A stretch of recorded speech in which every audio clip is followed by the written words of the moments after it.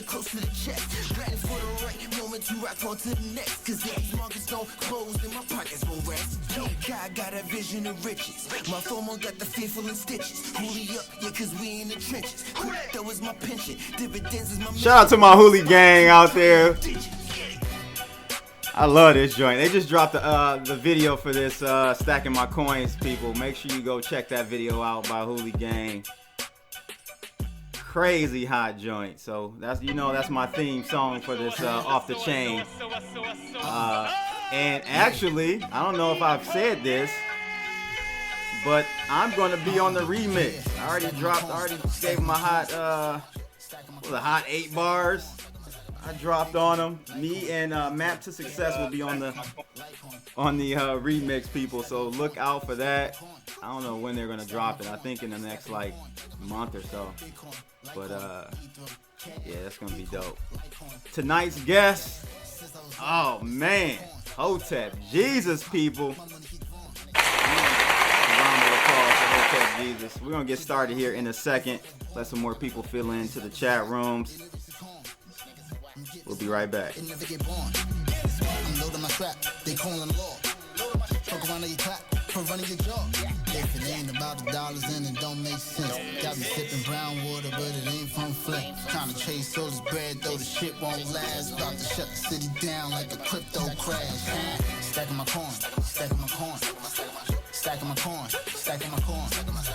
Bitcoin, Litecoin, Ethereum, cash. Bitcoin, Litecoin, Ethereum, cash. Stacking my coin, stacking my coin.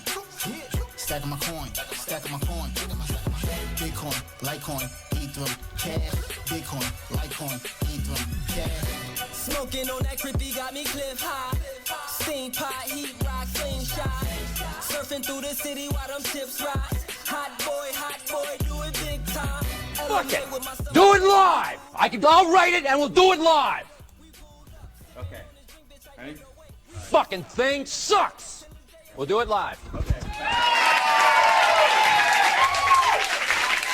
All right, people. Welcome to another episode 24. Racking them up off the chain. Got my man Hotep Jesus tonight. What's going on, bro? Oh, hold on. Let me see if got your I got you muted here by mistake. There we go. Yo. Yeah. What's going on with you, man? I'm good, man. Thanks for having me. How are you? I'm good, man. I'm glad to definitely get you on to talk about some things tonight. We got a kind of a wide range of topics we're gonna hit on tonight, and yeah, man, I'm glad to get you on here. We last time we talked, I was on your show, and man, that was a pretty good conversation. Yeah, epic. It's available on SoundCloud now. I got the audio version. I think you were supposed to debate Bitcoin Zay. Yeah. They couldn't make it, and then it turned into a conversation, and I started to realize how much I like conversations. Yeah. So I started having conversations with people after that. So shout out to you for sparking off that spree of conversations I've been having recently. Yeah, okay, yeah. You've been having some really good convos too, man. You really have. So shout out to you on that. I think that's shoot, man. That's bigger than anything we're doing. Like having those type of almost like podcast, Joe Rogan type joints. You know what I'm saying? That can be huge. And you've been knocking out the park. Yeah, Larry Johnson on a couple times. I like that. I was on that one. Yeah, I looked at it as an opportunity to pick people's brains. Yeah. Education is not free these days, but if you got a platform, it is. Exactly, man. And you know what? Not all people have the ability to do that, and you have that. So why not take advantage of having conversations with different people and stuff? So that's dope to see you doing that. I think it's going to be really big for you in 2020. Tonight, people, we are going to be looking at a few topics. We've got NCAA, that whole situation regarding paying play. I've been talking about this paying players thing, and my people out there that know me personally know I've been really hard on changing that whole situation for athletes, man, in the NCAA. I think they've been getting pimped hard, You know what I'm saying? And you know, NCAA and these organizations have been making billions of dollars, you know, and it's time for that to change. So there is some talks about changing that. The DOJ actually has been talking with NCAA about changing that, and we'll see what happens with that. We're also going to talk about Akon and his new crypto city that he's starting up. I think that's just epic, man. He's doing it big with that situation. He's got Light Africa, that whole lightning, you know, that I think this is just like another stamp in his book. You know what I'm saying? And he's gonna go down as big for our community, I think, for sure. You know what I'm saying? Yeah, definitely. And then we're gonna talk about, ladies and gents, we're gonna talk about. I've got this whole rumor about the Fed starting their own digital dollar. I think they better. And this article talks about that. They better start on that. If not, they're going to be left behind. China's already doing their thing. I talked about that during the week as well. And I think that's something that we definitely have to get ahead of the curve on. And then, of course, new information with this Craig Wright situation. Faketoshi. His own lawyer is saying that he does not have the keys. That whole courier thing that was reported on earlier this week. Nah. That they didn't bring the keys, that's for sure. I don't know what they brought, but they did not bring the keys to Mr. Craig Wright. And then lastly, NFL Coonery. That's what I call it. We got AB. I don't know, man. You have to give me your thoughts on the Odell Beckham situation. I don't know if that's cooning. I'll have to get your feedback on that. But the AB, oh man, this guy, this guy's got some issues, bro. And I think, you know, and you can kind of chime in on this because you've had Larry Johnson on a couple of times. My gut feeling was that I believe that guy is suffering from CTE, man. It could be. I think he's suffering from poor choice in baby mamas. Yeah. That shit, that shit gets stressful after a while, and eventually it just boils over and you erupt. The only part I didn't understand was why he was recording it all. But maybe for his own protection, because she was at the house trying to take his car. Yeah, but did he have to go on Instagram stream live for it though? He could have just recorded it locally. Yeah. I don't know why he did all that, streaming live and whatnot. That's the part that's probably the CTE kicking in. Maybe. So, where you want to start, man? What topic you want to start on? I sent you a list of articles. Let's start with Akon. Akon, okay. Let's talk about this Akon. So, Akon, people, is launching this Acoin, but in conjunction with the Acoin, he's got a city that he's launching in Senegal, right? And the thing that I want to highlight about this whole situation is that I think the project is actually going to be a 10-year. It's going to be in 10-year increments. Like, it's not something that's going to happen overnight. He's got a long-term vision with this whole thing, and he's incorporating the Acoin with it. What do you think about this project? Is it just a PR stunt, or do you think he's really going to make changes within Africa and how some of these, kind of less or third world type of situations and communities can kind of come up in the world and really benefit and leverage technology? You got the Europeans there. They've been occupying Africa for years. Yeah. The Chinese have been going over there the past decade or so and occupying and building up and snatching infrastructure. Snatching up resources in exchange for infrastructure. So I always looked at it as if you're not doing projects in Africa, then you don't even have any foresight into the future. You're not thinking far enough ahead for my taste. So, I don't know.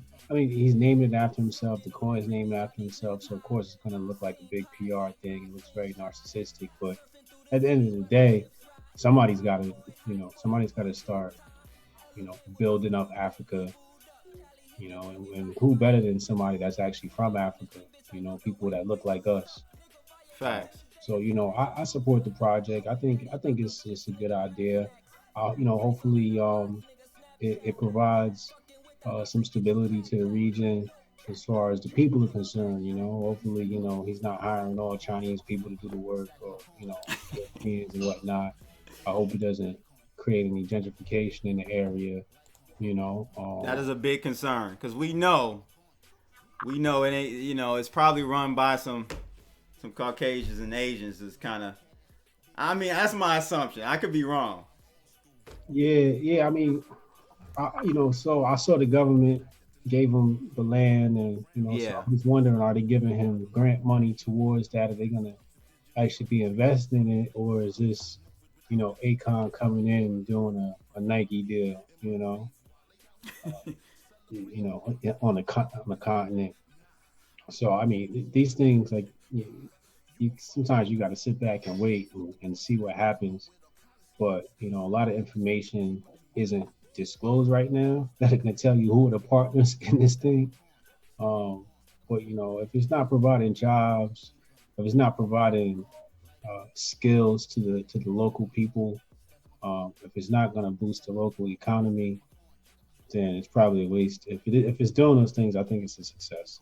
That was my concern because how the article read was almost like it was a resort type of situation.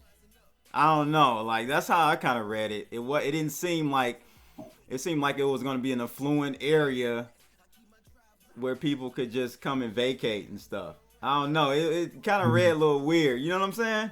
It did read like that. I was trying not to pass too much judgment because the article didn't provide so many details, but it did have that feel of, upper class only type vibe. When I think about projects that should be taken in, I always think about first and foremost is the schooling. And I don't mean like arithmetic and English and all that. I mean, like, what are the hardcore skills are we going to be teaching people on the ground so they can sustain themselves? And then the jobs that come after that.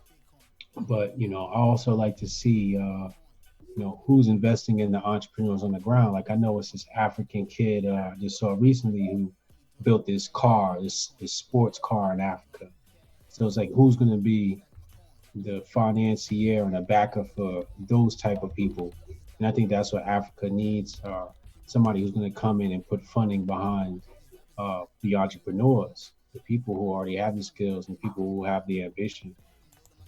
Otherwise, what happens is you'll deal with some sort of brain drain where those minds will leave and come to America or Europe or some other country, end up leaving the continent, Right. I mean, my whole thing is, bro, and I got the article up from the 25-year-old you were talking about. Yeah. Created that fiber sports car. My concern, man, is this really? It's China. Really, China is my concern with Africa because they're like already like 5 steps ahead of everyone else. If you take a look at it, with the whole one belt, one road type of initiative they're really going for. They're trying to take over, bro, and they've already pretty much paid for a lot of African countries over there. They've already infiltrated their system, their governments, from surveillance cameras and all of that. So I don't know, man. I think that China has a hold on Africa already. At least the major countries. Yeah, absolutely. That's why you kind of, you could colonize the country. You can colonize the land and the government, but the people you can't colonize yet. I feel like the American mind has been colonized, but has the African mind been colonized is what I worry about. and I think there's an opportunity to rescue the minds on that land, and then you know reinform them so that they can understand the impact of allowing China to control their economy. What do you think about? I don't know if you peeped this at the bottom of this article, but it said that Akon may be running for president Oh, the in United the States, future. yeah. Yeah, man. What is that even possible for him being he's an ex-con, right? Like for real. Like convict music is real life for him. Is he really an ex-con though? I think so. I think he Yeah. did. I think he did time. I could be wrong. Somebody in the chat room let us know. I think he did some time. I thought that was just for show. Nah, I think he did some time, bro. I Oh, believe okay. so. But what do you think? If not, what do you think about him running for the president seat? Uh, anybody that runs as president, it's really just the type of thing that is for self-fulfillment. You can't really help anybody from within the White House. People run for president as a money-making scheme. All the politics is like that. People run for office, just to raise funds and live off of donors, for the duration of their campaign, and then they put out a book afterwards, and so on and so forth. His chances of becoming president are slim to none, and even if he did become president, he wouldn't be able to affect any real He change. ain't gonna become president. He's a real, like, he black for real. Like, you know what I'm saying? Like, Obama was safe black. Yeah, Obama was safe black. You know, that ain't gonna happen. That ain't gonna happen. But it's just interesting because I think Trump has opened the door for even that possibility for you even think that you could do that. You know what I'm saying? yeah, Like, go ahead. yeah. So Obama was the guy that basically said, "You're black, so you can be president. If you can be black, if a black man can be a president, then anybody can be president, right? That's how people look at it. But it was really Trump that set the precedent, because if Trump can be president, anybody can be president. Yeah, you're right. That's right. So Trump really set that precedent of what's possible for people, and I think that's really just a matter of having people coming in to the Oval Office with dual citizenship, and we'll have our first foreigner as president, and I think that's what Trump is opening the door for. Interesting. Yeah, I agree with you on that one.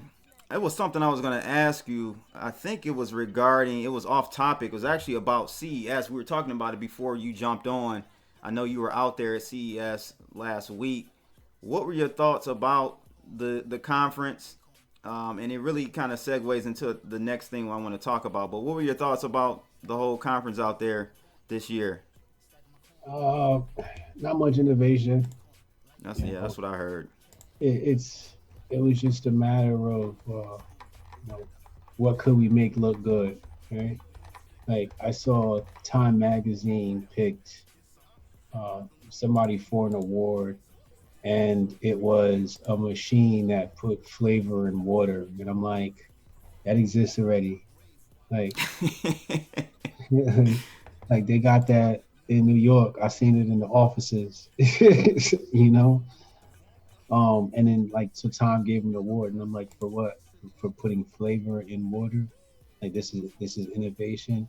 And I saw a bunch of different gadgets, so on and so forth. But I didn't see anything where people were forward thinking. I didn't see anything that I thought was really like, oh wow, I had to have this. The most impressive thing I saw there was a juicer. Get out of here, bruh. Yeah, that's the most impressive thing I saw there was a juicer. It was a really cool juicer. Most juicers, they have this thing that spins and cuts through the fruit and juices, and they have this other one there where it slowly spins. It spins really slow, and it squeezes the juice out of them, and it gives you a better quality juice. So I was like really impressed by that. But everybody else there is dealing in robotics and some of the transportation like scooters and things like that. I like the self-sustainability type stuff. Growing your own food. Some of that stuff was pretty cool. But yeah, I didn't see anybody that really like made me say, oh, like wow. Did you get a chance to check out the Sony concept car? Nah, I saw it online. I didn't bother to go look at it. I thought the car was awesome though. Like that was the coolest thing there, obviously. But in the way of EV, I think there's a lot of cool stuff coming down. He said it's called a cold press juicer. No, it's not a cold press juicer. Bob Builder. This is a different type of juicer. But yeah, I know about cold press. This wasn't cold press. It's a completely different technology. I forget what they called it. But yeah, that Sony car is awesome, man. Yeah, that joint looks hot. What were you actually out there for? You if you could disclose, I think you're working with a company, right? Yeah, we do artificial intelligence for home security. So we do facial recognition, weapon detection, and fall detection. Oh wow! And our booth was busy the entire time. A lot of people. I think the only people that were apprehensive to our technology was the Chinese, obviously. But yeah, we had a lot of great talks with a lot of people. We got a couple of meetings set up. We might be in India soon, provided DOD came and talked to us. The Navy came and talked to us. Obviously, because we have the weapon detection and facial recognition. It was good show for us. Wazo AI, WAZO, WazoSecurity.com. So I've been working with that company a couple of months now. And what do you think about AI now? I mean, when we talked last on your show, we got into the whole AI thing, and I was like kind of like concerned about the progress of it, meaning it's progressing pretty fastly. And what is your take now that you are like in that industry now? Like, yeah. How do you look at AI and it, I mean, of course it's going to be able to enhance our lives in many ways, security and, access to information and whatnot. But do you see it going rogue and being, like a technology that's gonna and at the end of the day really hinder us?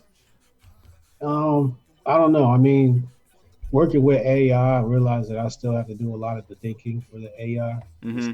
Do a lot of the planning. The AI still isn't. AI period isn't that smart. Especially when we're dealing with home security. We still have a lot of things we have to program ourselves.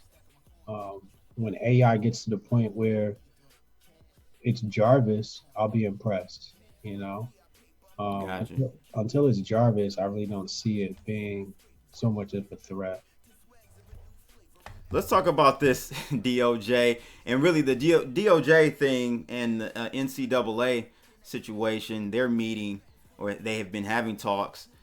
This kind of correlates with Odell Beckham situation, which I'm gonna play this clip. You won't be able to hear it, but I want the people to check this clip out. This is hilarious. PD is confirming that the former LSU star is wanted for simple battery. The charge stems from an incident in the Tiger locker room after the national championship football game in the Superdome on Monday night. So take a look at this video. It was posted on Twitter, and it shows Beckham confronting and allegedly spanking a police officer. The officer was reportedly threatening to arrest those LSU players who were smoking cigars. A spokesman for the Superdome says that they are aware of the security guard video and arrest warrant, but says at this point that they will not be making a comment. The Cleveland Browns have issued a statement. It's on your screen, and according to the NFL's Ian Rappaport, it says, "We are aware of the incident and have been in touch with Odell and his representatives on the matter. They are cooperating with the proper authorities to appropriately address the situation," end quote. We will continue to follow that story. So you couldn't hear the video, but essentially, OBJ, he did some slap ass with an officer. And my thing is, first of all, why is the officer in there trying to arrest people for smoking cigars, bro? Like, this is the type of stuff I'm talking about, man. Like, they just won't give us a break. They already pimping us. They already made hundreds of millions of dollars off this championship game. What's your take on Odell Beckham? First, I want to know what you think about him giving cash out to a couple of the players. That was pretty crazy. He could do whatever he wants with his money. If people feel like giving away cash, he should be able to give away his cash. As far as smacking the police officer on his ass, if they arrested his ass, I wouldn't feel bad for him. Like, you want to be, you play stupid games, you win stupid prizes, and I don't know. I just, I don't like pigs like that to begin with, so I would never want to put my hands on one, especially not on their ass, right? So that's that. I think Odell probably just enjoys putting his hands on men asses. Yeah, he be doing some real suspect stuff, bro. Yeah, he enjoyed that shit a little too much. So if he got arrested, I would laugh at him. I wouldn't feel bad at all. He probably deserves to go to jail behind that stupid shit. You got too much going on for you to be worried about these cops and whatnot, and especially moving like that and knowing being black and putting your hands on a cop period like that. That's assault. Assault a police officer. But, when we get some money though, we be thinking we above the law, man. Yeah, till we end up in court. Yeah, right. We end up in court. We definitely not above the law then. But my thing is, and we got a caller. We'll get to the caller, but I didn't really have a problem with him handing money out. The way he did it could have been a little bit, more couth to it. But how we get. Yeah. My whole concern is, I was concerned, like, dang, is the NCAA gonna look into this? And sure enough, at first he was talking about it was fake money. But come on now, you got HD cameras, 4K cameras everywhere. Yeah, you can easily find out if it was fake or not. So that kind of went down, and then now he's like, I guess they're investigating it. LSU is investigating it now. Do you think anything's gonna happen from this situation? Nah, this would be forgotten about and rolled over onto the next one next week. Let's get to this caller real quick. Who we got on the line here? Oh, we got 10 Pound. Oh, 10 Pound. What's going on, 10 Pound? What up? I'm just over here chilling, just listening in. That's kind of crazy, man. Like, I kind of agree with what y'all saying, man. Like, niggas be out here, not just niggas, like, just people in general be out here thinking they above the law. Like, regardless, especially when they got money and they can just buy off the judges. Like, for real, man. Like, when it comes I think niggas with money think they above the law. No, not just, Jeffrey Epstein, for instance, man. Like, dude, these cats. Jeffrey Epstein wasn't above the law, buddy. Man, he literally thought he was for the longest. He was. What, bruh? All right, well, that's not even the main reason why I called in, man. Like, the main reason. Tell me why you mad, son. Tell me why you mad. I'm not even rapper. mad. I'm not mad, bro. I'm actually excited for Akon's new city development. Yeah, let's talk about that. Yeah, I'm super pumped about that. In fact, I'm not for sure if you signed up for his pilot that he's got going on his website, his Akon website, but you can actually go there submit your GitHub repository. You can actually like get involved. And if you're a musician, if you're an entrepreneur, like their team will actually work with you remotely. You know what I mean? Like they're actually actively looking for smart contract developers. They're looking for people to help lay down the bricks. You know what I'm saying? They're looking for the boots on the ground, son. And dude, for real, man, like I'd actually want to go and visit, probably, get some real estate there. Who knows, man? Like, no, I think it's a good move for him. But I've been hearing people. It's some drama around this whole Akon situation. Have you heard about that?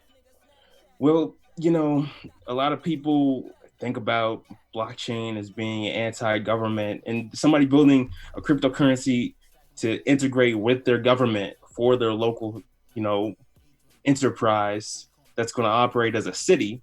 That kind of like defeats the purpose of it just like being, a permissionless, blockchain-based ecosystem where people don't even need to be in one jurisdiction to use it. I mean, like, really, if you think about it, the whole point about blockchain is jurisdiction resistance, straight up international commerce. Like, you don't even need to be in a specific city. You need to be in a specific country to trade. But if you're building a town around blockchain or a city around blockchain, that's a little controversial. But I like it. I like the fact that he's spearheading blockchain in this manner for a continent that has seen lots and lots of disruption in their financial sector. Yeah, I mean, I think personally, blockchain is going to be best suited for environments like that, not the first world. Yep. It's going to be more suited for third world situations where it can really bring people. But like me and Hotep Jesus talked about, I don't know, is this city going to be for them, or is it kind of a tourist PR stunt type move, man, for the Senegal government? I'm a little concerned because it's actually by the airport, their international airport. So I'm just concerned about whether or not it's really going to be. It could flourish into a commerce hub, or it could flourish into just like, a gimmick.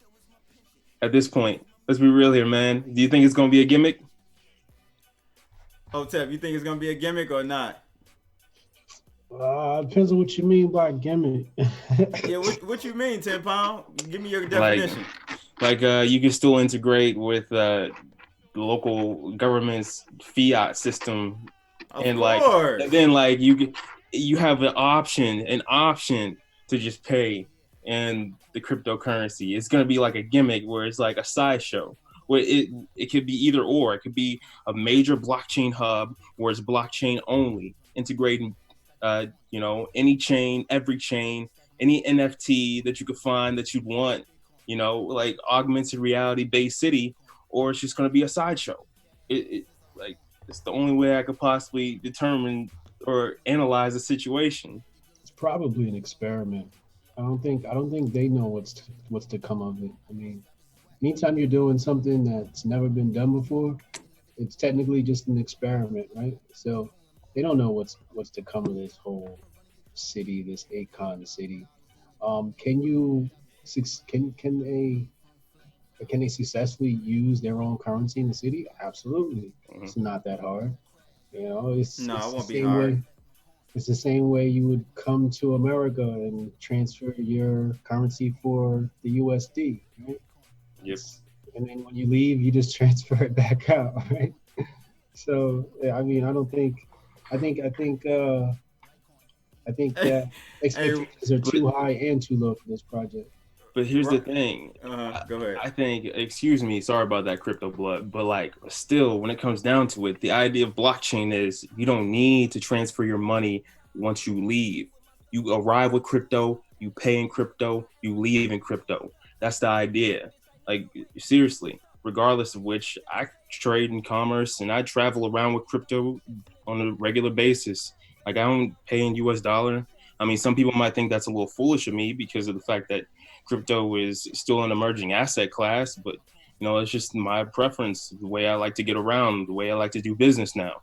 And the fact that these people are probably going to be modeling their city after Shenzhen, you know, a cashless society. That's something, you know, that might not be as experimental as we think. But yeah.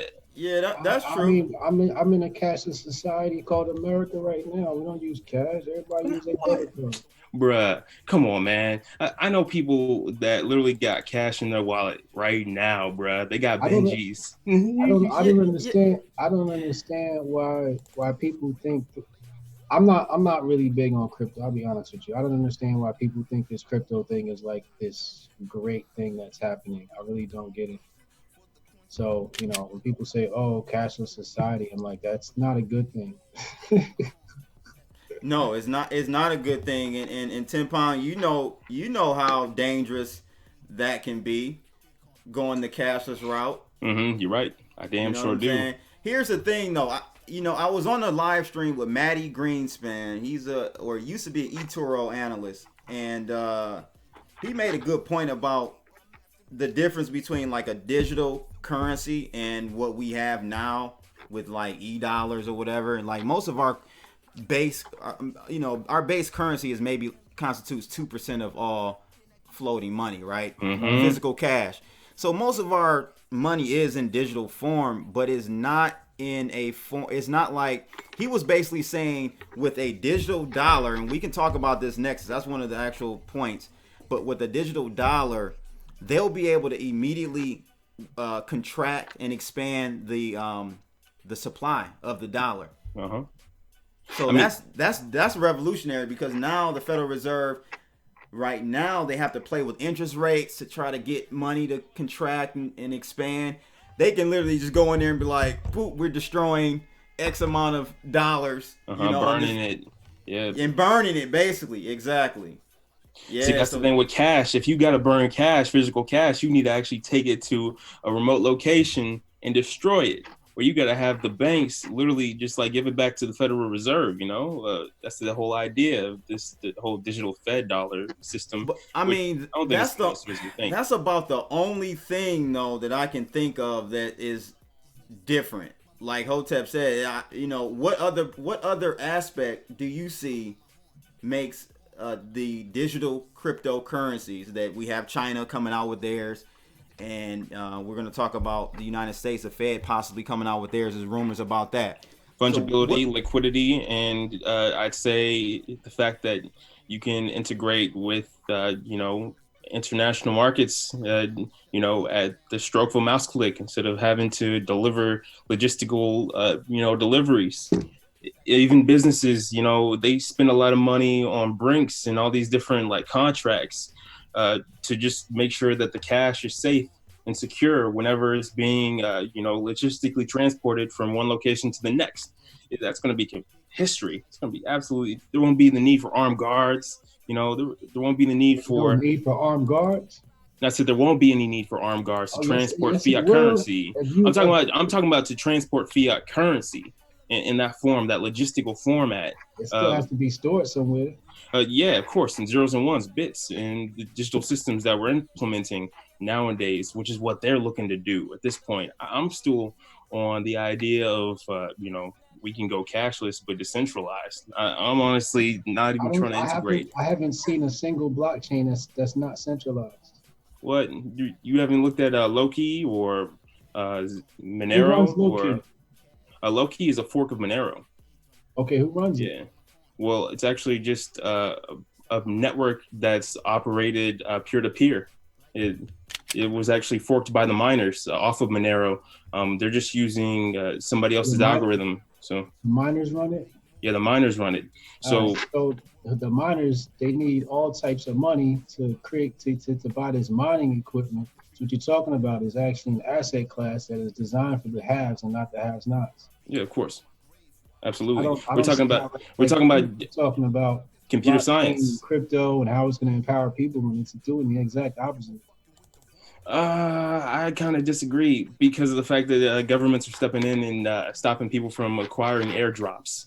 Literally, if the government would just get out the way and let the private sector do its thing, then the have-nots could actually get in and be a part of this lucrative system that we have right now. But that's a big if. And as of right now, we have to admit, like Hotep is saying, even though the industry is very small right now, so it may not be fair to even assess it right now, but cryptocurrencies are very concentrated.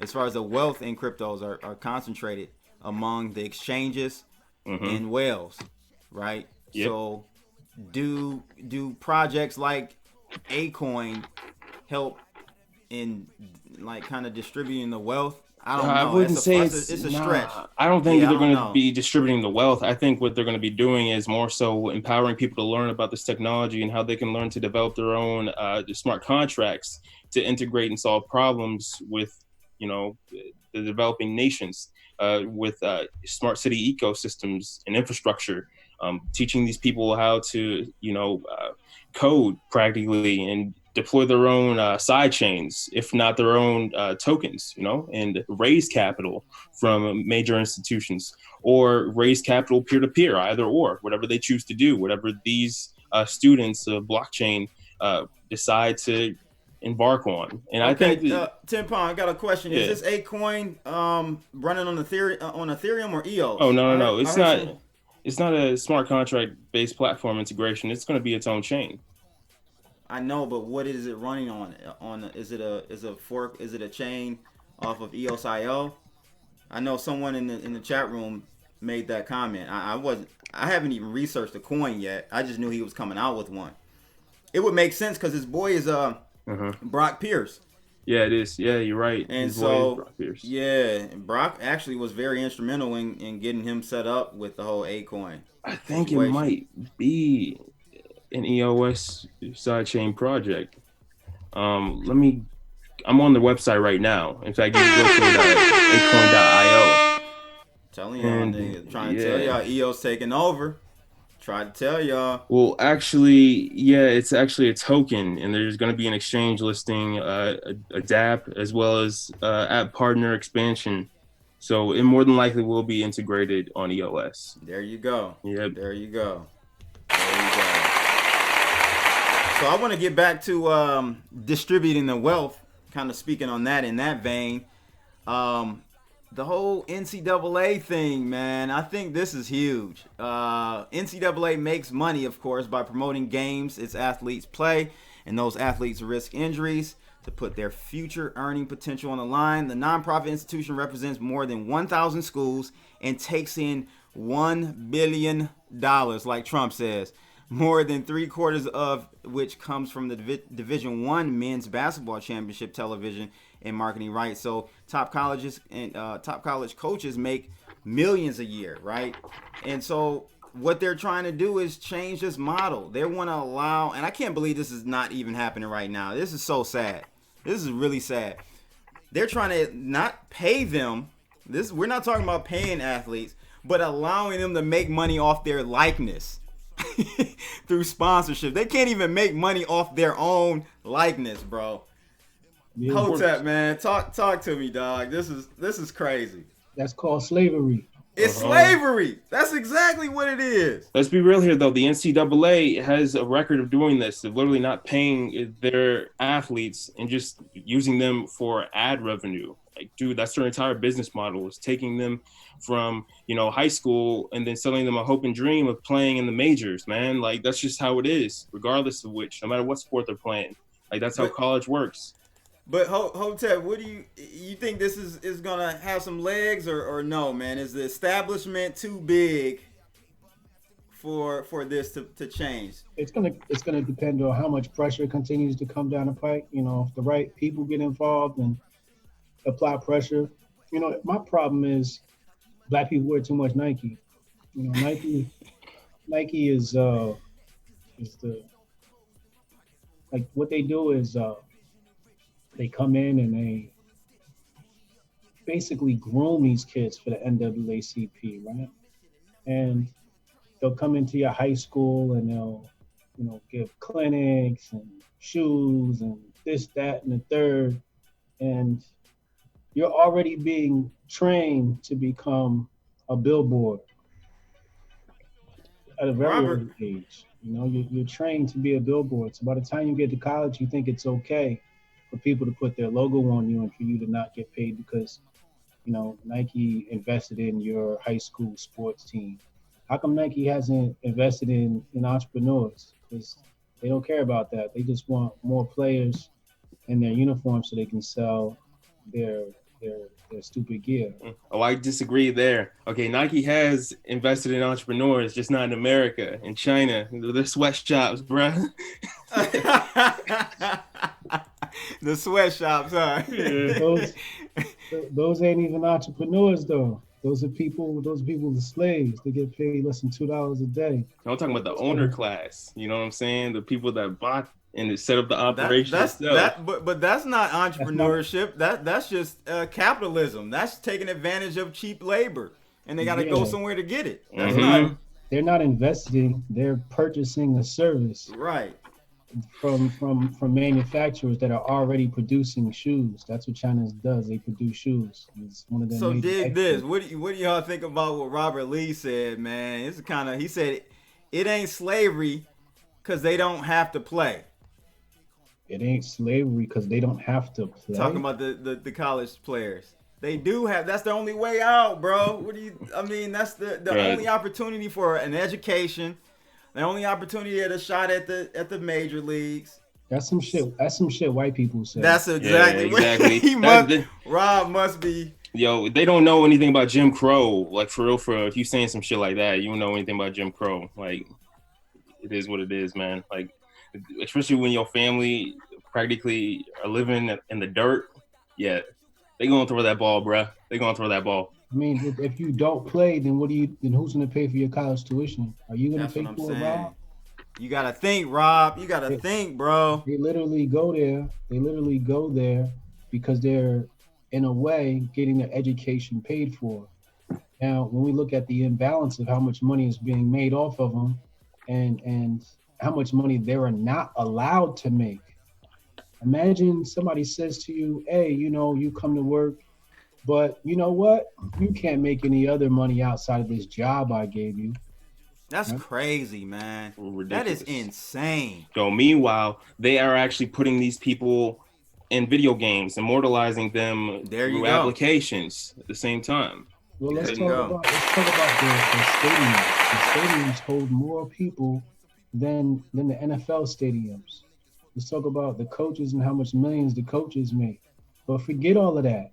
It's crazy because the players can't even take payment from somebody else. They can't even go get an endorsement deal. If I said, yo, Hotep Nation or Crypto Blood wanted to endorse one of these players, they couldn't take that money as an endorsement deal. Right. It would have to, the NAACP has to get a cut of that. So Robert Lee is saying we're disrespecting what real slavery is. Well, real slavery doesn't exist anymore as in that traditional sense, meaning, you know, we're not physically being whipped and stuff. So this is a new form of slavery. White people love to have a monopoly over conversations, and they think they have a monopoly over the word slavery. Slavery is a spectrum. Slavery is not one thing. Right. When you had slavery in Africa was much different than slavery in America. Slavery in Africa, a slave was actually granted his freedom after a certain amount of time. He wasn't separated from his family. It was actually wrong to beat your slave in Africa. When you had slavery in America, it was carried out completely different. Those are two different types of slavery. They're still called slavery. Modern slavery is still a form of slavery, whether you like it or not. White people love to have monopoly over ideas. They love to have monopoly over words. That's what white people love to do, is monopolize things and tell you what you can and cannot say. That's the entitlement of the Caucasian mind. I agree. And, you know, it's kind of crazy because these people kind of have all disregard for the idea of sexual slavery and sex trafficking, too, when it comes down to it. The idea of these people just being considered prostitutes instead of actually what they are, which is sex slaves. They were literally abducted and integrated into a system that's literally ran by the upper echelons of society and white privilege. So these are the same people that think we live in a capitalistic nation that don't realize we're under socialist and communist rule. Yep. People are highly uneducated. It's crazy. Yeah, Rob B. I mean, we are all slaves now, but you know, the effect of slavery, modern day slavery, is, in my opinion, we, as meaning black people, we get the brunt of it. You know what I'm saying? You're right. It's not it's not just black people that are held down. We all are held down by this monetary system, but black people, unfortunately, we get the brunt of it, man. We get the brunt of it. Yo, we picked the cotton that the dollar bills are printed on. You kidding me? Of course we get the brunt of it. Yeah, we get the brunt of it from various levels, from education to job opportunities to you know, all types of stuff. So yeah, we definitely get the brunt of it. One thing I want to highlight, which is hilarious, this is the narrative they always use, man.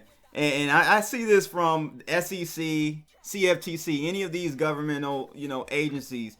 The NCAA says they acknowledge a need to modernize its policies, but, big but, it has also said it is intent on protecting athletes from becoming money-driven employees rather than focusing on their education. What kind of, bro? What They never cared about athletes' education. Now they want to pretend like they care about athletes getting an education. They never cared about the athletes getting an education. Mm-hmm. Ask any of the athletes that graduate, any athletes that pass through those institutions, and the type of privilege they're afforded. The teachers don't even ask them to come to class. They barely got an education. What education? These kids are leaving college, coming to the NFL, and end up broke. You call that educated? Exactly. It's not education. What's interesting though is that in California, in September, they actually became the first state to pass a law that overrides the NCAA, granting college athletes the right to be paid by endorsement deals and agents. So that law actually goes into effect in 2023. So that's a step in the right direction. I think a few other states are on board with that too. They're going to start kind of going in that direction. I think Ohio, Colorado, Florida, and Illinois. So I think it's a good step in the right direction. We'll see how much it spreads. Well, you know, you gotta cut the head off the snake, really. Like, dude, when it comes down to it, entire reforms need to happen. I mean, sure, you know, corporations like to do this little juke where they take one step forward, two steps back. So we'll see what comes of it. Yeah, we'll see what comes of it. Next, I want to talk about this, and I'm going to play this for everybody real quick, a little snippet of it. This whole AB situation. Antonio Brown got into it with his baby mama. Let's play this real quick. Sir, ask her where she stays, sir. She don't live here, sir. Fucking basic. Look at this fucking stiff neck ass, tight neck ass, bum ass. Hoes having kids think they finna make out. Look at these hoes. Broke ass hoes coming to steal cars. Now you got my son out here looking crazy. Thought you was taking him to school, sir. She supposed to take the kids to school. She came here to steal a car. She's staying at a hotel. Ask her where she's staying. That bitch got 2 more other kids somewhere else. She don't know. That bitch here to get benefits. Bum ass hoe ain't even got no fucking house or home. Look at her. Thank you. Please, it's been 40 minutes and we got a fucking crook here. Can't fucking do nothing. Everyone, give me a second. No fucking seconds. It's been 20 minutes and no justice. Bitch ass niggas. That's what happen when you white, man. They huddle you up and consult with you about bullshit. Bum ass. What, man? What's your thought about this AB situation, Hotep, man? I mean, and the crazy thing is now he's all like pro-black and like that's why he put a tweet out a few weeks ago talking about I'm not dating white women anymore. Don't try to be all pro-black now since you ain't been cut off by the master. Don't try to be all pro-black now, bruh. He said he done with the malls. That's what you call it, right? The mall. I don't know if that chick old enough to be a mall yet. Oh, okay. You know, but malls are hit or miss. You know, they either good or you want to get the fuck away from them. You know what I mean? Tell the audience what a mall is for those that don't know. Middle-aged white woman. Middle-aged white woman. Oh, damn. I think that's the most important demographic in America. I know out here in New Jersey fighting the vaccine bill, the malls are the ones that are leading the charge on it. The malls are the ones that are gonna complain to management on you. So, they also the ones that's gonna fight for black boys too. When you look for people who stand up for black boys, a lot of the times you'll see them all stepping up. Not to say black women don't, because black women definitely do. But malls, you'll see them out there before white men and before a lot of other races as well. Maul's voices probably have a little bit more pull too when it comes to stepping up for black men, when they start talking, it's they listen, right? Yo, it goes both ways sometimes though, right? Because there's some malls that'll straight up call the cops on a kid that's trying to sell something on the street too, man. So, that's why I said malls are hit or miss. Mm-hmm. Yeah. You can hit or miss. You either gonna get a good one or a bad one. There's usually no middle ground, But the only thing that can defeat a mall is another mall. Yo. They counteract each other. That shit crazy. Oh man, that's crazy as hell. If you got a mall that's accusing you of some shit you ain't do, you better hope there's another mall to be like, no, he didn't. You know what I mean? If it's not, you might be in trouble. Grit gangs say women are. See, here we go again. Women are all the same, bro. White or black. That's not true. That's definitely not true, bro. Mm-hmm. That is definitely not true. That's not true. But on this AB situation, though, man, it was really, to me, it was a black eye for black people, no pun intended, because it just shows you, like, first, I think he's suffering from some mental instabilities. I think he has CTE going on. I don't know, but it was just very disrespectful how he was talking to his baby mama in front of the kids. The most important part of this, what I'm concerned about and what disgusted about, was how he acted in front of the kids, bro. If there weren't any kids there, I'd be just thinking this is hilarious. I wouldn't even care. Yeah. But in front of the kids, man. I don't know. I be feeling like kids need some toxicity in their life. They need a little bit of that. They need to see daddy cuss mommy out once in a while, especially when mommy's a bitch. Hey, but he went pretty far though, Hotep. Did he? I don't know if he went far enough. What? She came to my house and hopped in my Bentley, and then, so now I gotta call the cops because she thinks she entitled to my shit. Like, nobody told you to show up at my house. And then as soon as the cops come, the cops gonna side with her. They gonna default, absolutely. Absolutely. If they default for a call on black, they default to the black woman. They definitely gonna default to the white woman on this one. Imagine if roles were reversed, right? And he was at her house and he tried to hop in the Bentley, and she called the cops, right? Oh, he probably would have been thrown out the car. No, he would have been shot, bro. He'd have been dead. He would have been shot.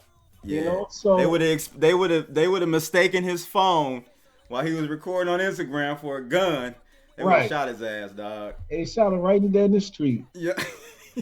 On IG Live. On IG Live.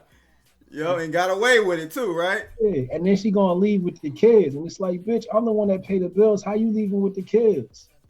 I pay all y'all bills, so you know what? The kids gotta hear me cuss you out. The cops gonna get cussed out too.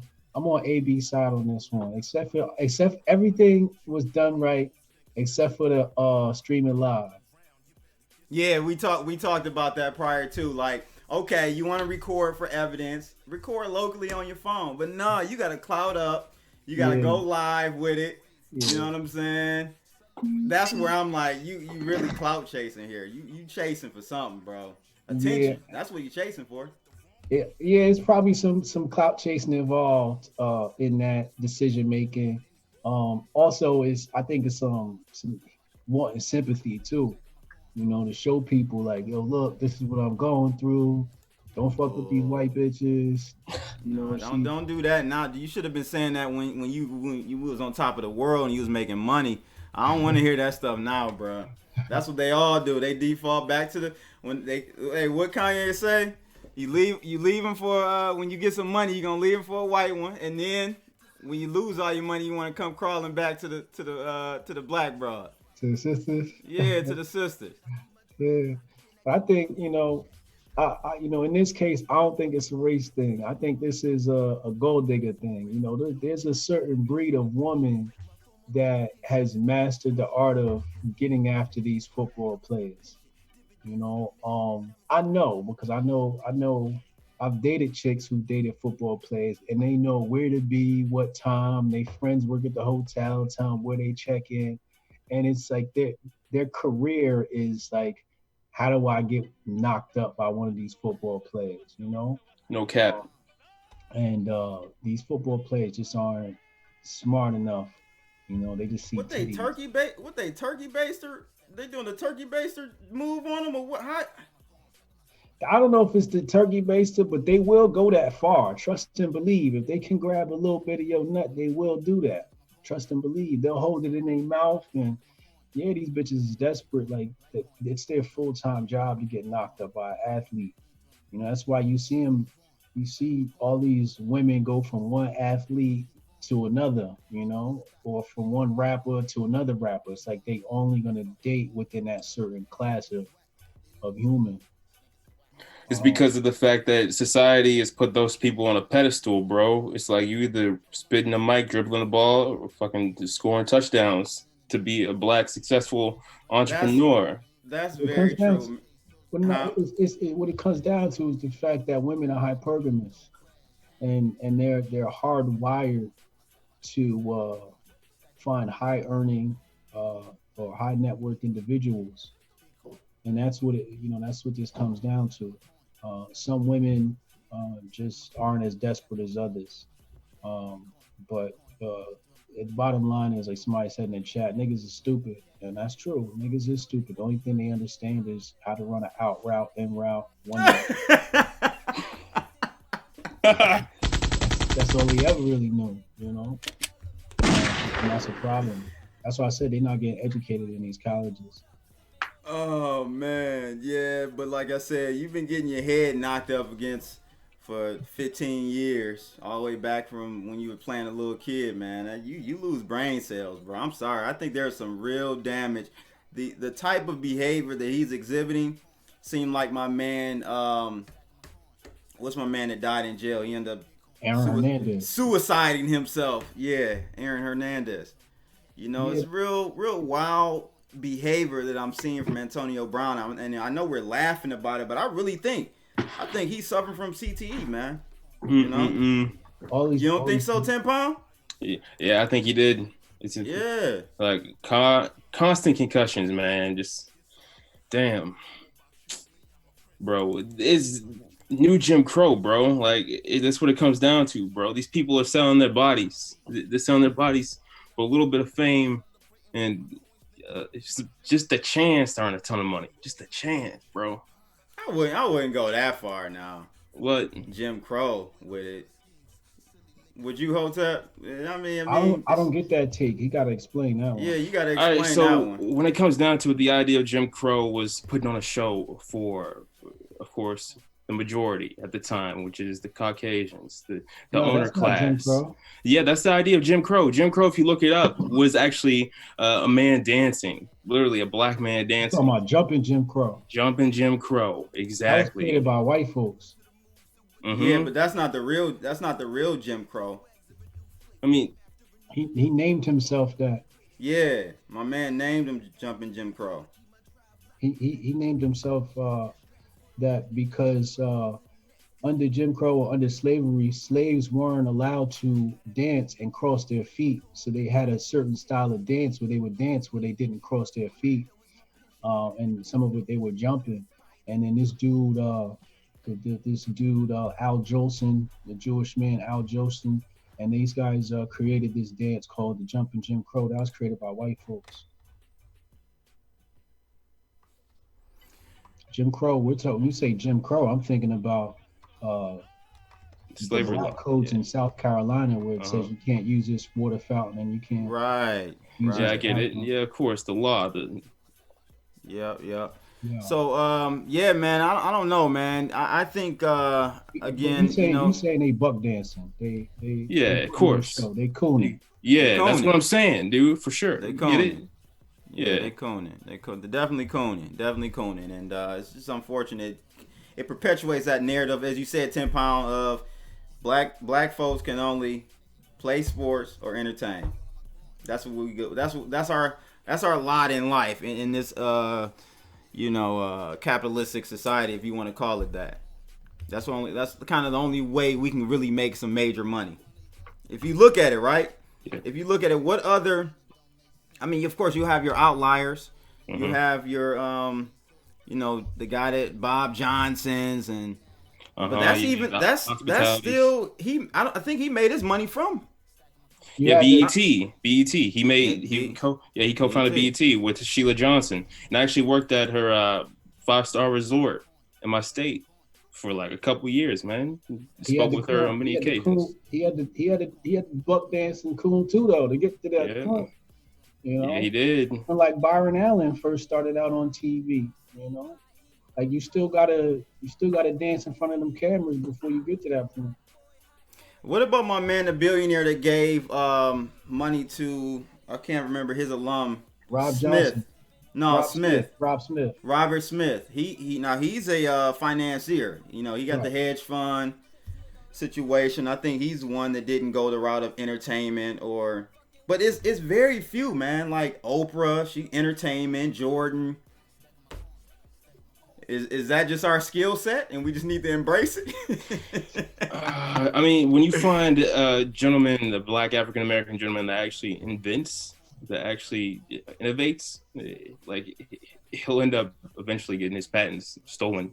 Like, so, we gotta look at the barrier to entry first of all in finance, right? The barrier to entry in finance is stupid. Horrible. First of all, if you owe money, you can't even get you can't even study for the Series 7 test. You can't even study for it if you have any type of debt. And black folks got debt. So how do we even become, one of these financial analysts for Morgan Stanley or whoever? You can't. The barrier to entry is too high.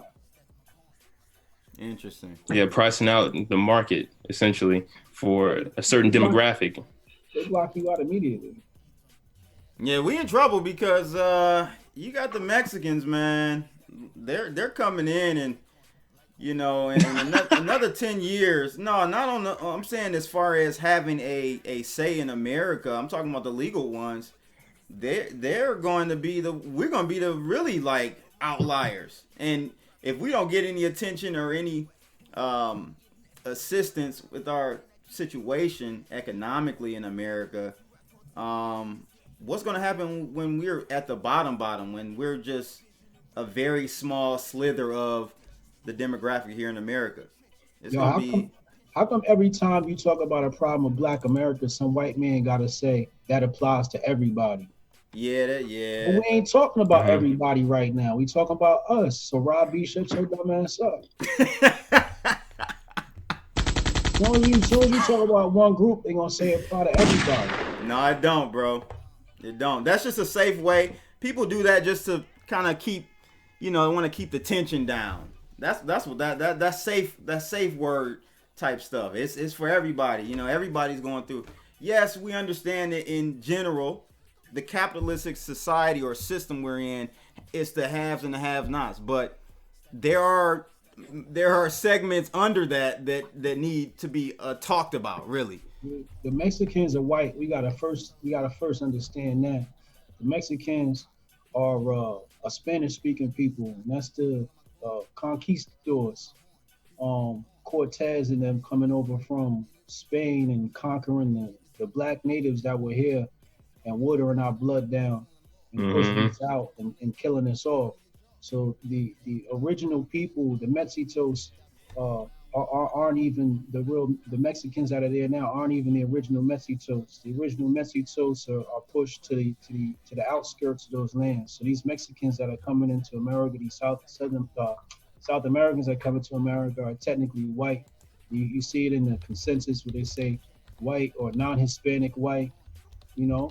So we gotta put that into perspective that when they come here, they're gonna be afforded certain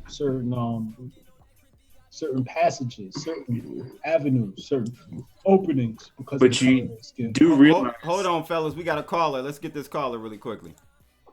Call on the line. It's your boy Crypto Blood. Got Hotep Jesus in tonight. Who's calling in? Caller, you there? I guess not.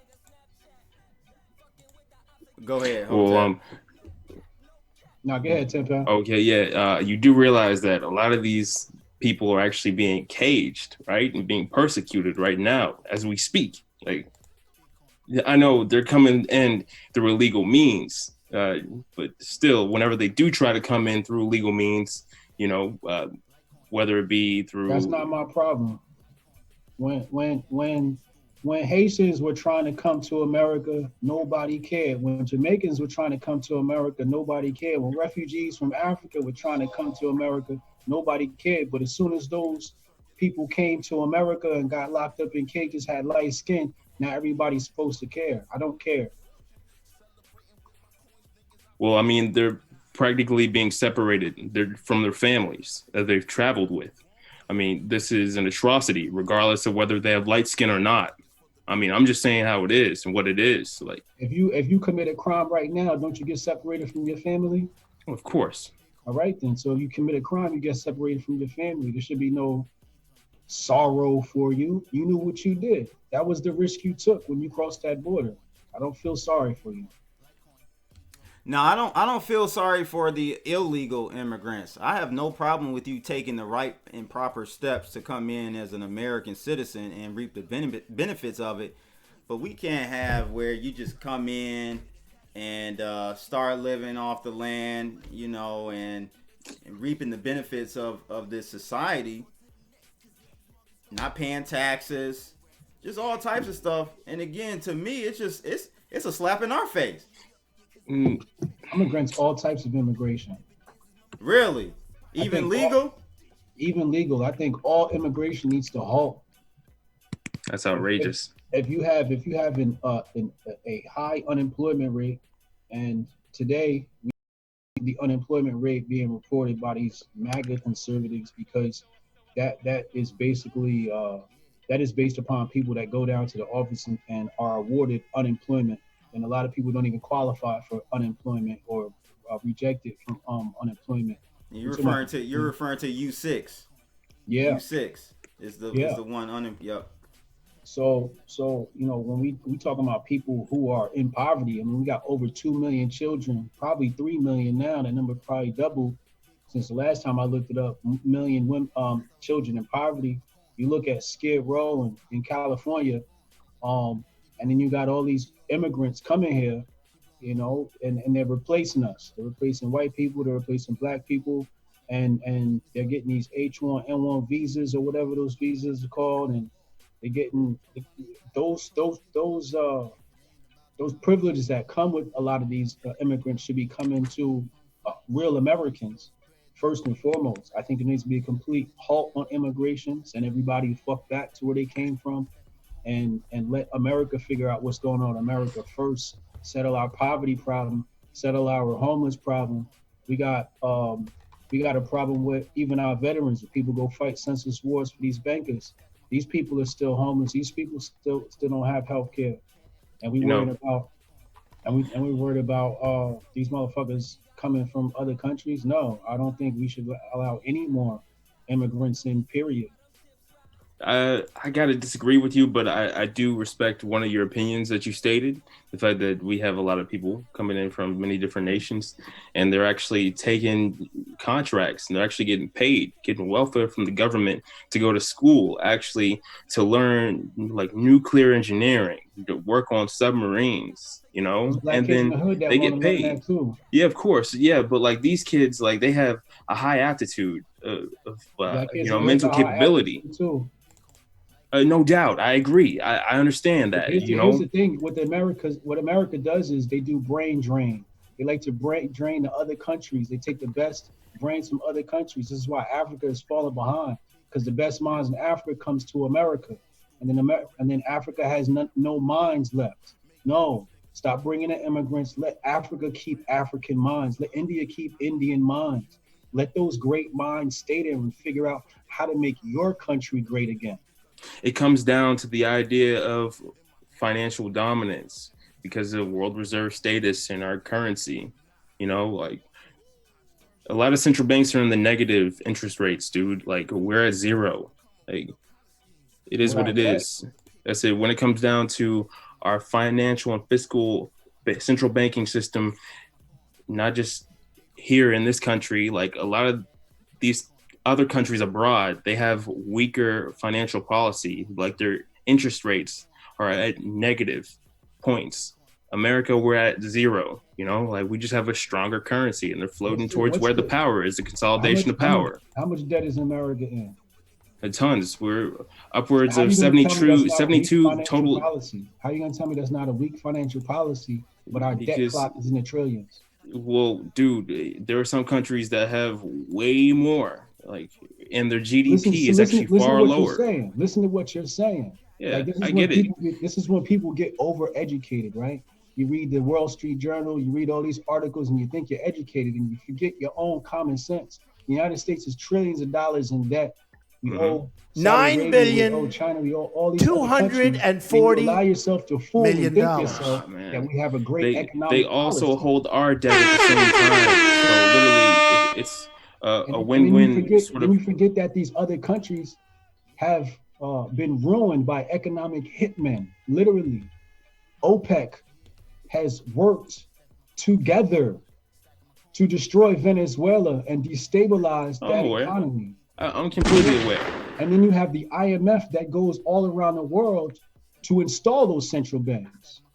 So you can't say these places have economic policy because bad economic policy because of something they did. They have bad economic policy because of colonialism.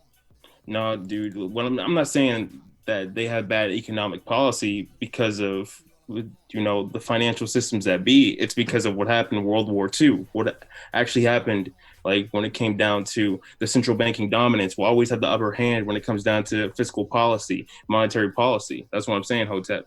Regardless of which, and yeah, the IMF is actually based out of Washington, D.C. Of course, like, come on, let's be real here. Like, all the chips are on our table. Like, and nonetheless, I'm pretty sure the Federal Reserve could just print up money to buy back the debt, nonetheless, and then literally default. That's and then coming. Issue, yeah, no, and then coming. Default. It's called MMT. You know, yep. That MMT is on the way. I think that's the next phase. But I think as far as the immigration thing, I'm all good for immigrants. I can't. We can't have illegal immigrants coming over here, getting caught, and then they end up staying. They blatantly break the law, and then they still get to stay over here. Like, I don't understand how anybody would be okay with that. But I mean, there's so many deportations that are happening on a daily basis, bro. Well, now Obama was deported. He was the deporter in chief, bro. That dude broke the records, yo. Trump is kicking it into overdrive, man. In fact, a lot of people don't realize this, but those camps, Obama passed the first. Yeah, you're right. Mm-hmm. Obama set up the infrastructure for Trump to come in and put those kids in camps and put those families in camps. You know what I'm saying? Like he was the man behind the mirror practically. So, yeah, no doubt. So we'll never have a solution that works for everybody. You know, that's the thing. Like you'll never be able to please everyone. Mm-hmm. That's just life, man. I'm realizing that. Let's talk about this last subject, CNN, man. Hashtag. You know what's funny about the immigration Go ahead. thing? In the 1800s, 1860s, 1850s, there was mass immigration from Italy and Ireland. And the same thing that happened then is happening now, where, the steel workers, the railroad workers They imported those people from the Chinese to come over because the Americans here on this land demanded fair wage. They demanded, livable working conditions, and not, the terrible conditions they were living under. We had children that were working. We had women that were working for, $3 a week. And these people started banding together. Americans started banding together. They started creating unions. And then what happened? They said, all right, you know what, fuck it. We're just going to import more people. So they started importing the Irish, the Italians, and they started pushing those people out of their jobs. And Americans got replaced. That's the same thing that's happened with legal and illegal immigration today, man. I think a lot of people need to go back and look at the origins or the history of immigration in America and see how poorly Americans were treated and displaced because of immigration. Yeah, man, I agree. We definitely need to, kind of know our history before we repeat our history. You got to know it. But let's not deny anybody asylum, because that's what's been going on. People have been denied asylum from war-torn countries, from, of course, the war on drugs policy. And honestly, if you are for the war on drugs, you're on crack. Asylum it's crazy when people say we should allow people asylum. Well, they're asking for asylum because of the things that the United States has done. Yeah, of course. So how about United States minds its business, and if they want to actually help, then help. Don't go through the UN and NATO and destroy countries like Libya and then say, oh, we have to give these people asylum now. Well, maybe if you would have left the country alone to begin with, they wouldn't have needed asylum. It's like you can either prevent the disease or you can come later and try to cure it. It's like we create the disease and then try to sell the cure later. Yeah, we known for doing that. What are your thoughts, Hotep, on this latest situation in Iran? Do you think the Qasem Soleimani move was warranted, or do you think Trump was kind of using that as a political tool to kind of get people's attention off of the impeachment? The United States is doing what's been in plans for years, for decades, since, I don't know, when was the last time, when was the Balfour Declaration written? Ever since that foreign ally, so-called ally of ours, whatever they say we got to do, that's what we do. We're fighting a foreign war for a foreign country. Has nothing to do with the United States. It has everything to do with destabilizing the region so that, people can take over that territory and run pipelines for oil. That's what this is about. No matter, that's why I said it don't matter who's president. If it was Trump, Obama, whoever, Iran's going to get what Iran's going to get. Iraq's going to get what Iran's going to get. Syria's going to get what Syria's going to get. That's just way above the president's pay grade. Absolutely. And, nonetheless, the idea of Saudi Arabia wanting to convert literally the population of Iran towards their sect, their version of Islam, is what it all boils down to. And plus, Saudi Arabia is sending their men and women to come train in the States right now to take care of business. Yeah, I think I remember seeing that Obama had was it 100 or something Iranians come over here before he left? And so they're concerned about some sleeper cell that's going on. Yeah, man, one of the deals, when they did the whole deal where they gave Iran billions, part of that deal was to have some of their people come over and live here. Oh, that's ridiculous, but it makes sense. We kind of took their money and we just gave it back to them. You know that, right? We literally just jacked their money and just straight up when we had to leave the first time with the Shah being overthrown. Yeah, we jacked a fuck ton of money, dude. We did back in the 1970s or something. No, like the 1950s, bro. 1950s. Yeah, right, this dude had right. $1 billion back then. That's crazy, right? $1 billion. That's a lot of purchasing power back then in the 50s. Yeah, I didn't think about us just giving the money back. Mm-hmm. I mean that's probably a very simplistic form or explanation of it, but yeah, I guess you can look at it that way. It's crazy. I guess you could look at it that way. What about this Hotep? This hashtag CNN is trash. We now finally got some Democrats waking up to the fact that CNN is a bunch of just propaganda, machine running people. They're even mad. You even got the left mad now, bro. The Bernie crew. They pissed off, man.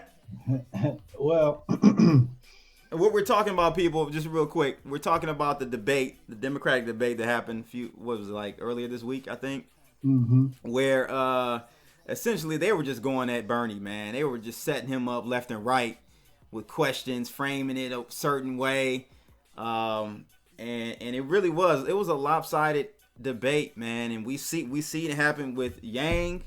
Yang got X'd out of Ohio's debate. All types of stuff, man, going on where they're framing. They want a particular person to be the front runner for the DNC. Yeah, Donna Brazil blew the whistle on this one last time. Yep, 2016. Yep. You know, so if anybody wasn't aware, see what happened was people allowed their hate for Trump to overshadow the truth. Right. What we had was a black woman who came out in public and showed you exactly how the DNC rigged the elections against Bernie, and then they threw her under the bus, and she made her take the fall.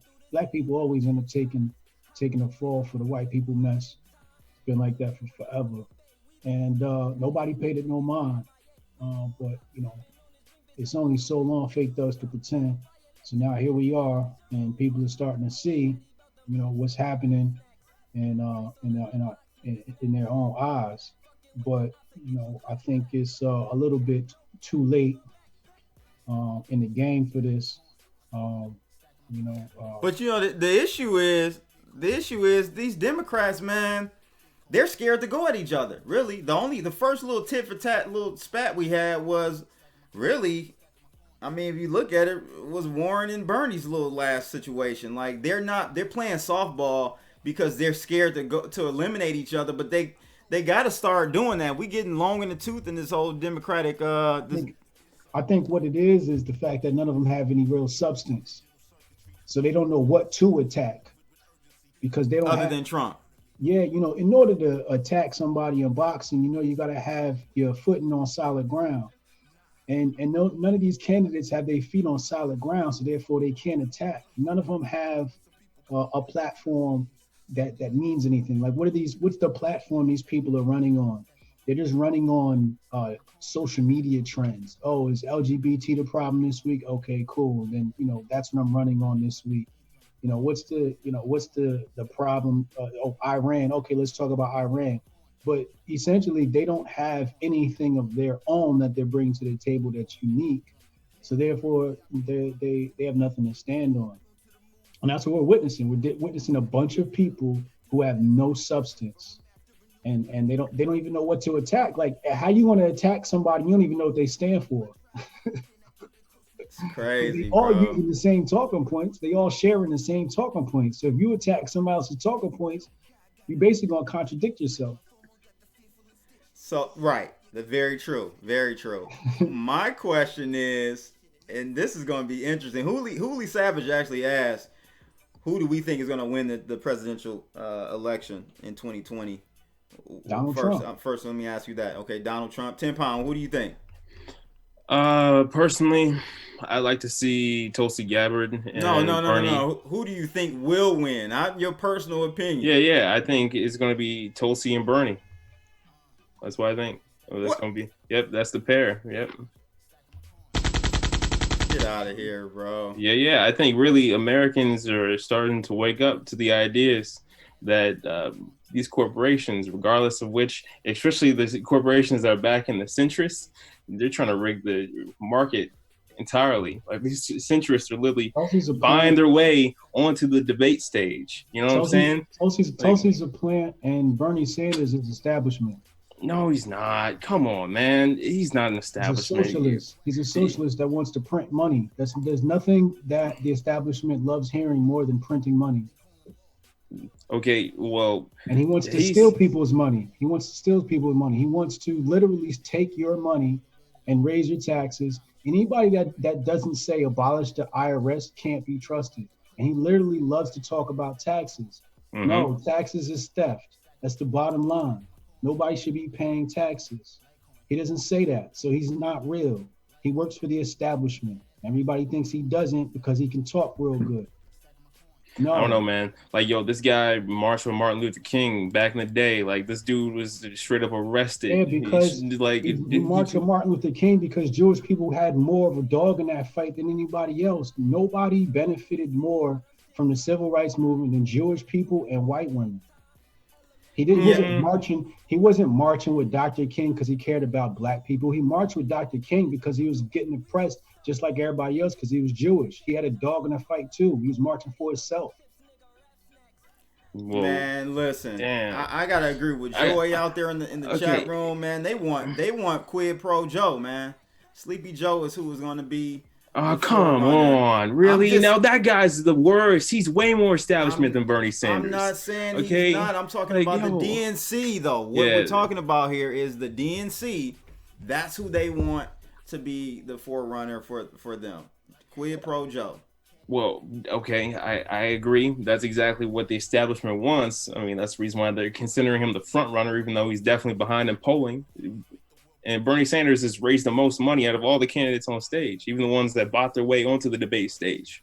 Well, so the only reason why Bernie Sanders has raised more money than anybody else is because he ran the last election. That's an advantage you have. You see, when you run in a previous election, you still got that cake, right? Still got the same cake. You still got the same list. Imagine if you had an email list built out and you reached out to your email list. You first had to acquire that email list, right? Mm-hmm. He's going off of that previous email list. Okay, but guess what? He had to have boots on the ground, grassroots movement and engagement to get that list. There are people that have ran consecutive years for presidency. Yes, there is. There's tons. All right, come on, man. Our revolution. There's tons of different progressive movements that are backing in his corner, man. Let's be real here, man. Nothing grassroots about Bernie Sanders. Dude, there's a lot of grassroots about Bernie Sanders, what's his man. Speaking fee? Now that I do not know. It's not a grassroots fee, I can tell you that. Yeah, I don't know, man, but to me, it don't even matter. Because your boy Trump is going to rape whoever he goes up against, bro. The fact of the matter is they want Quid Pro Joe to be the number one candidate because he's least likely to give Trump a problem, and the establishment wants Trump to win the next election. You think so? Absolutely. I gotta hear this. I disagree with that one, bro. They're gonna try everything. They're gonna pull out all the stops to get him. Look what they're doing with the impeachment. Look what they did with the Mueller report. Yeah, and they talking about impeaching him again over new stuff. Impeachment's a money grab. No, it's not. It's impossible. Well, let's talk about when the impeachment popped off. What Rashida Tlaib do? She went and she started selling T-shirts. When impeachment hit, what happened to CNN's ratings and Fox ratings? What happens to social media money that comes through social media and how much attention? You see, attention is money. They know that this impeachment is going to fall on deaf ears. They know it's not going to pass in the Senate. If they really cared, they wouldn't even have tried because they knew it would never pass. It would never pass in the Senate because you need 2/3 of the Senate. Impeachments, you got to understand the establishment is the media, right? And you can never trust the media. And just because the media says, oh, they hate this candidate, doesn't mean that they don't have. Look at Project Veritas whistleblower when he had that video from CNN, and CNN says, what are we going to do? We're going to run Donald Trump stories all day long for the next 4 years. The TV viewership for news viewership was going down over the past few years. As soon as Trump became president, it doubled. It went from 400 100,000 nightly viewers to damn near 1 million for some of these shows, 999,000 for some of these shows. Yeah, you know Like, what? cut You the bring cost. up a good point, which makes it even more complicated because if you label the establishment the media, which I actually agree with, I didn't even think of it like that, but the establishment is the media, which is the liberal Democrat, right? That's their side. They hold the ground there. But at the same time, so yeah, they do want the ratings. They're doing better than ever. The Running whole this Trump country stuff. is. Yeah, running this stuff. But my thing is Trump's initiatives are totally counterproductive to what the establishment wants over on Capitol Hill. Many of the Like things that what? He's done everything the establishment loves. When the Fed printed that money, what did Trump say? He made it seem like it was a good thing. Well, Trump is the white version of Obama. He's conservatives Obama. yeah, I can agree with you on that. Hey, Hotep, bro, I gotta, just interrupt you there. Excuse me, because I actually did a little bit of research and I found out that Bernie Sanders' speaking fee is only $850 compared to, let's say, Hillary Clinton's speaking fee of about $350K. So his speaking fee is $850. Yep, only $850. I don't think that's correct. Yeah, it is correct, man. Like regardless, like 30 grand. you can do some research for yourself. Right, not only that, I'd like to state that Bernie Sanders literally takes his money not by corporate PACs, but by small dollar donations. So that's why I say that he's grassroots. He's the most grassroots candidate on the stage. Okay. Actually, I would disagree with that. I would say Trump was, well, at least in his last campaign, he didn't raise any money from any major corporations, and that's why he can go around doing what he does, because he doesn't have the same obligations that many of these other candidates did, or presidents coming into the presidency. He doesn't have those strings attached. I gotta disagree with you there, bro, because Open Secrets disagrees, man. Open Secrets says that he's taking a lot of money from many super PACs and many corporations. You saying now or then? Oh, when then, he ran? yeah, his presidential race. Yeah, I have to see that. From my understanding, Yeah, he didn't take any major money from, the big super PACs. But man. So Hotep, I say this when it comes to Trump, and this is going to be his downfall. But what he ran on, I wouldn't say it's going to be his downfall, because I think he's going to get reelected. But his legacy, if you want to say, will be tarnished, because he ran on that these economic numbers were all false and fake and stuff, and then he got into office and flipped it, and now he's using those numbers as leverage to say, hey, look at America. Better than ever. And on paper, on paper, it definitely looks that way. It definitely looks that way. But I think if he gets reelected, I don't think they can continue to hold this stock market up. And so that's a big part of his brand and his it's going to come crashing down. It's going to come crashing down. And so then I think America's going to turn on him. The ones that are supporters are going to turn on him. And then we're going to get another extreme. It's like a pendulum. Because like you said, Obama was the liberal side of this spectrum. I wouldn't say extreme, but, and so we kind of swung. He didn't do anything, really.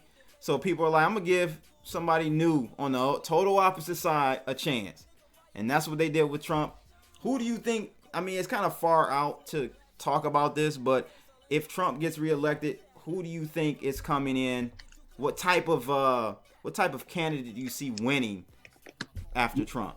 Well, after Trump, probably some celebrity. And the thing is with presidents is you can't look at the presidents, what they do. You got to look at their cabinet, who they put around them. Mm-hmm. You got Jared Kushner, you know what I'm saying? And he's really, one of the dudes that's running the show. You got to look at the ties to the CFR, because the CFR is the ones that actually run our foreign policy. And Mike Pompeo's still there. You know what I mean? So we really gotta pay attention to people around Trump, But I like to see Kanye and Kim make an effort for, that's what I'm hoping to see, just to throw a wrench in all this and see what happens. Yo, if Ye ran, I'm voting for him.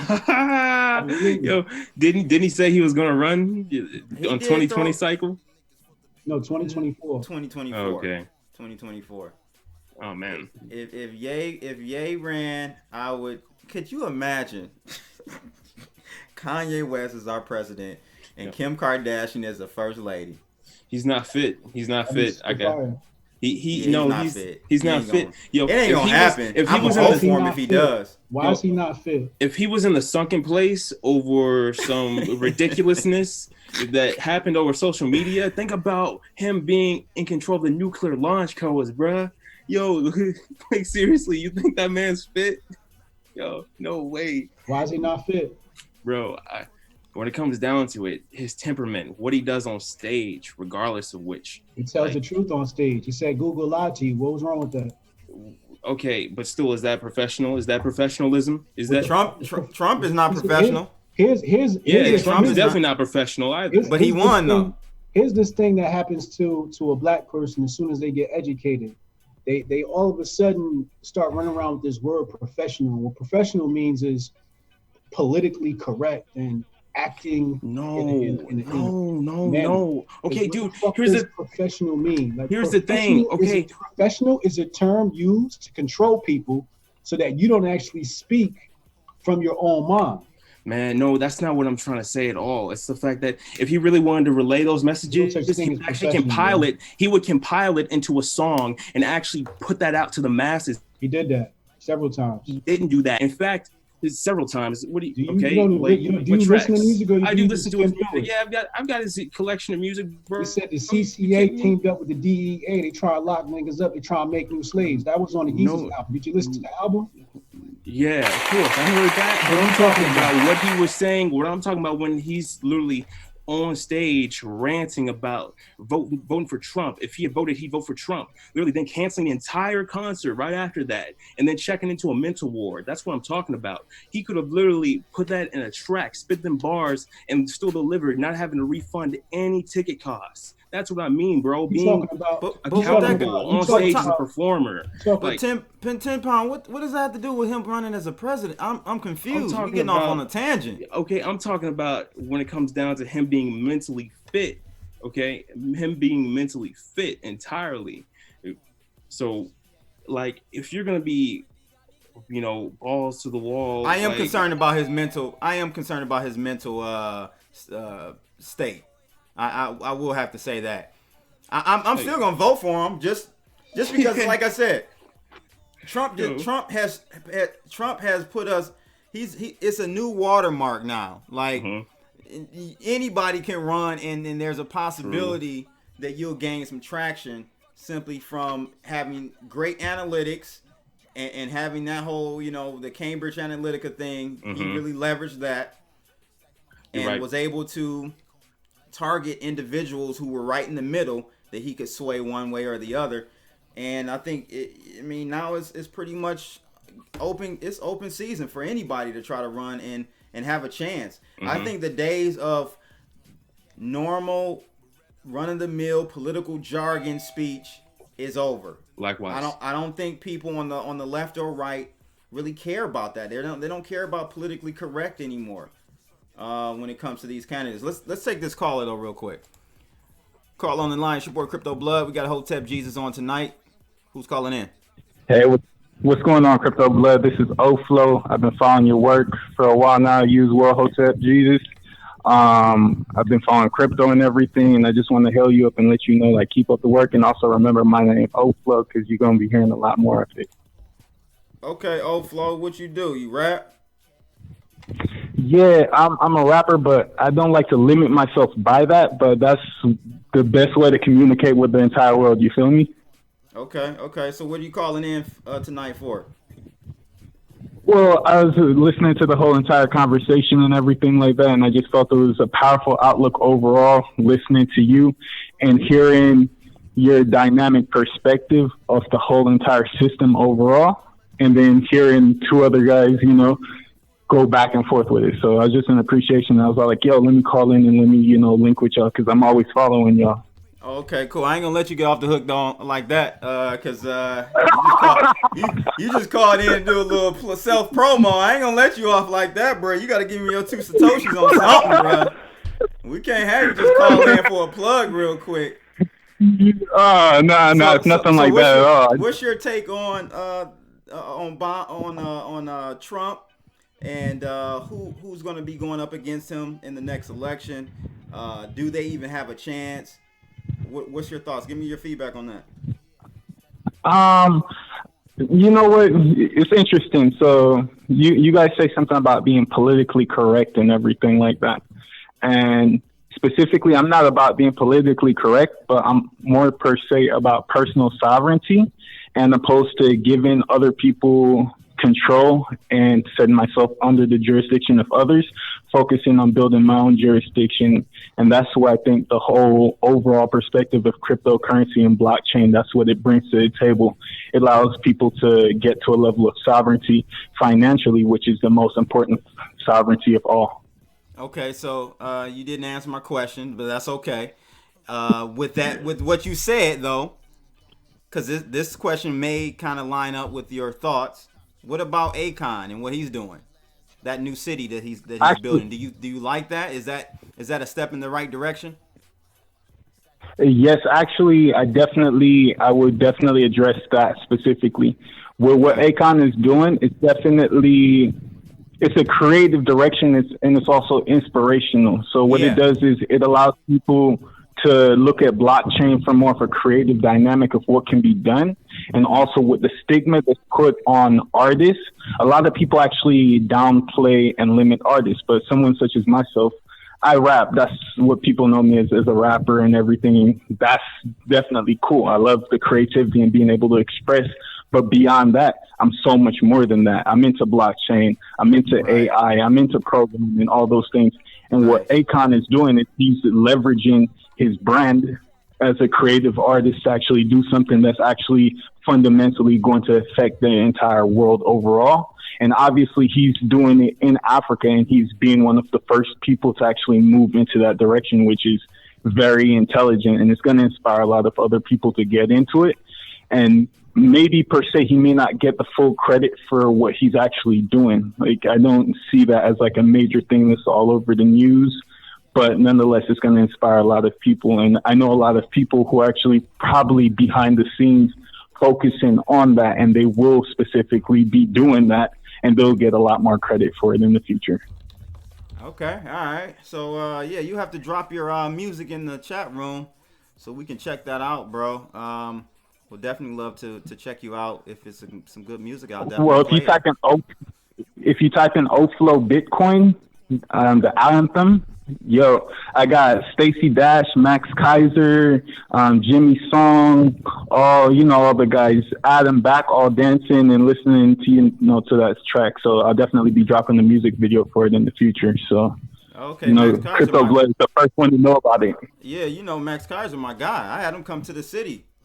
I had him come to Detroit. Yeah, bro. And, he did a whole Max Rage tour here, man. We had a blast. Yeah, I follow everything you do, man. Like today was just like the day where I was like, I'm actually in Argentina right now. And today's the day where I was like, you know what? Let me make the reach out to Crypto Blood, because he's doing a lot. And really and truly, I think you don't get the credit that's specifically due to you for what you're doing, but you definitely will be getting that, destined. Why do you think Why do you think that's the case? So I consider you an influencer, and obviously you're much more than that, but specifically our conversation right now is based on influence. And obviously your influence is there. You pulled some of the biggest names on board onto your channel. But if you look at the comparison to majority of the channels that are out there, you're not specifically getting the same level of plug that you deserve, at least in my opinion. Maybe I might be wrong and you could correct me, but my opinion is I can't correct an assessment of yours. That's what I'm saying. I want to hear why you think so. I'm saying if you disagree with me, let me know. But I think that Crypto Blood is definitely one of the top names in crypto, and more people need to know about Crypto Blood. And I focus on marketing, so I have an understanding of marketing, and I deal with a lot of people when it comes to marketing, and that's something specifically that I want to bring to the table so that more people who deserve the spotlight can get that spotlight. And yeah, no doubt, bro. Well, definitely, we'll have to check out your drop that stuff in the chat room for us so we can check it out. I'm actually not logged. I'm not logged in, but it's Oflow Show. Oflow Show Twitter. Twitter, I'm Oflow Show, OFLOW SHOW. I'm you ain't talking about building being up better the Twitter. than my Hooli Gang niggas though.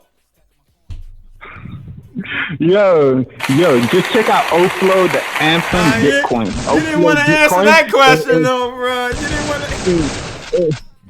And you feel that. Beyond that, I'm going to be coming out with the Satoshi tapes. So, I'm already putting it out there. I'm grinding, and I really appreciate you. I'm an international perpetual traveler. You're doing really good. I follow your work.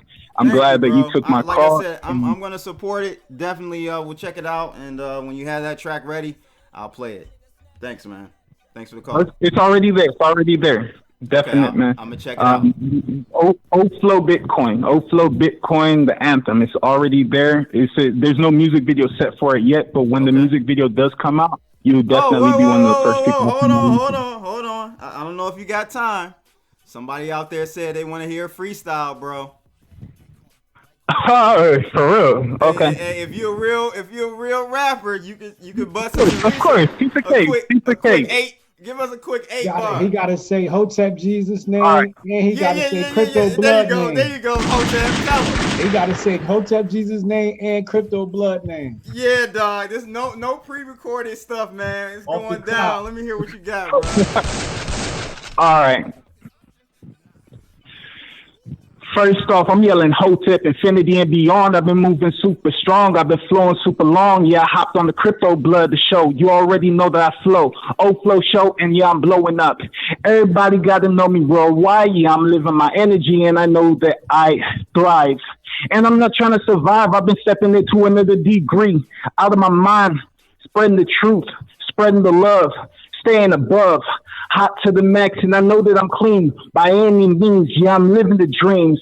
Heaven on the earth, 100 billion. You already know, yeah, we rocking with it. This is a little something you feel me off the top. Like, I literally just handed that right. All right, man. Thanks for calling in. We appreciate it.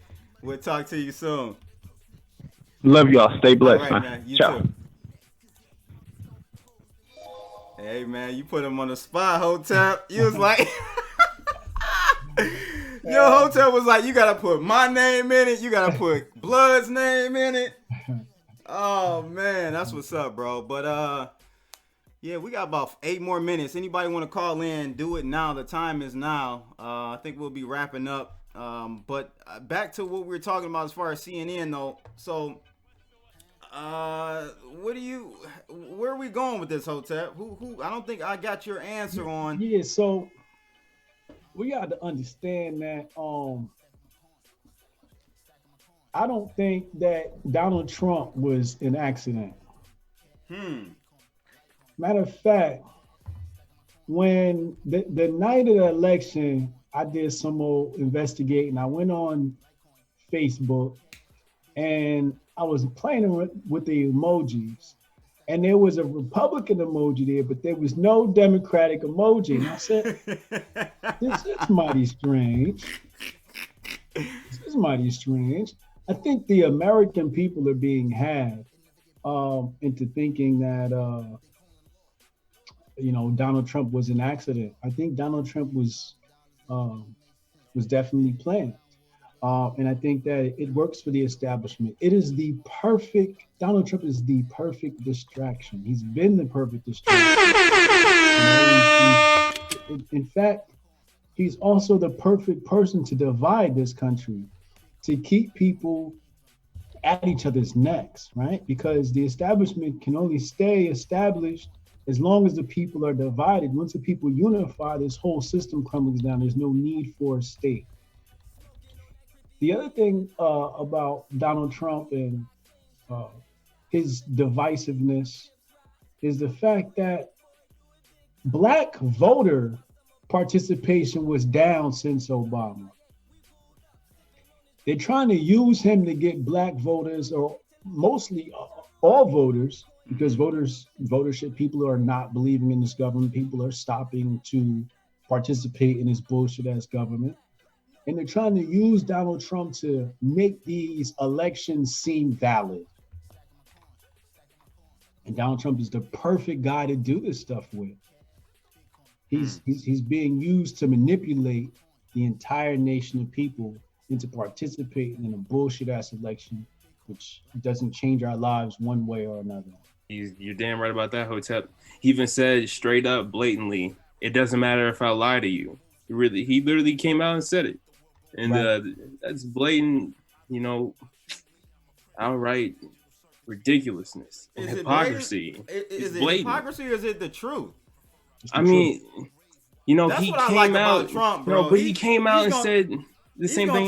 He's gonna tell it how it is. I mean, would you rather have a guy that and he keep it a secret that he's a racist, or would you like to know, hey, I don't like black people? I'd be like, okay, cool. Now we can have we on the same page. Okay. I'm not saying I don't think Trump doesn't like black people. That's not what I'm saying. I'm just giving. Yeah, I get it. I'm giving you It's hypothetical. Right. Yeah, it's hypothetical. Yeah, for sure. I get it.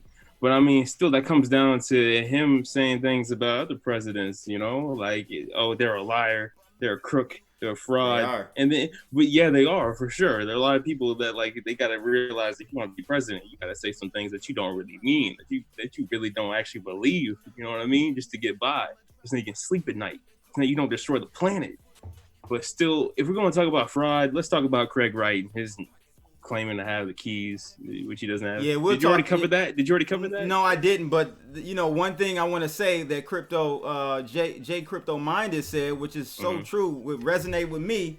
I don't know about you, Hotep. Remember when he was running Trump? He was like, "What do you guys have to lose?" Talking about black people. Yeah. Did we have anything? We didn't have anything to lose. We did. We didn't have anything to lose, man. We had a lot to lose. We still do. I mean, think about it, dude. There's so many inner cities with black men and women that literally absolutely left in the dust. I'm saying as far as voting for a different option.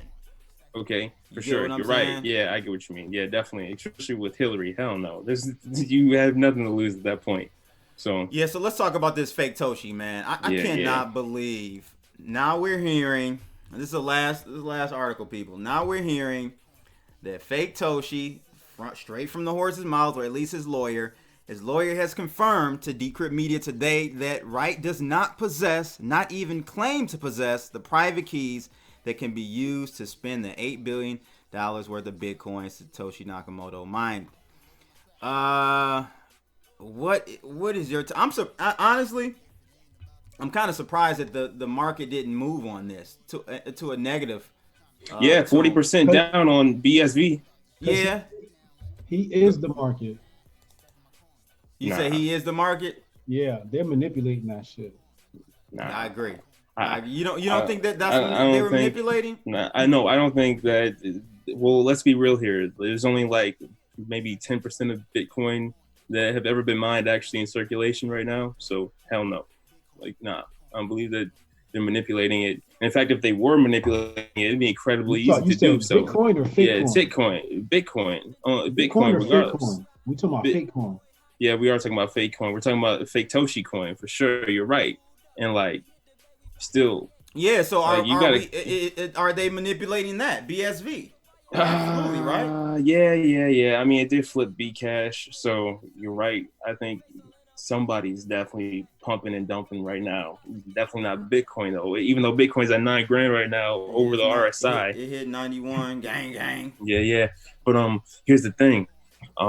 He came out and said that he's got a tulip trust a while ago. Yes. So I mean, doesn't that mean that he does have the coins? Doesn't that mean that? No, it doesn't. That's the whole point. Like when he came out and said that he had the courier is coming to deliver the package, and he kind of hinted toward it was the private keys inside. And I said it then. I said I don't believe you. You need more people. Like Jigga said, man.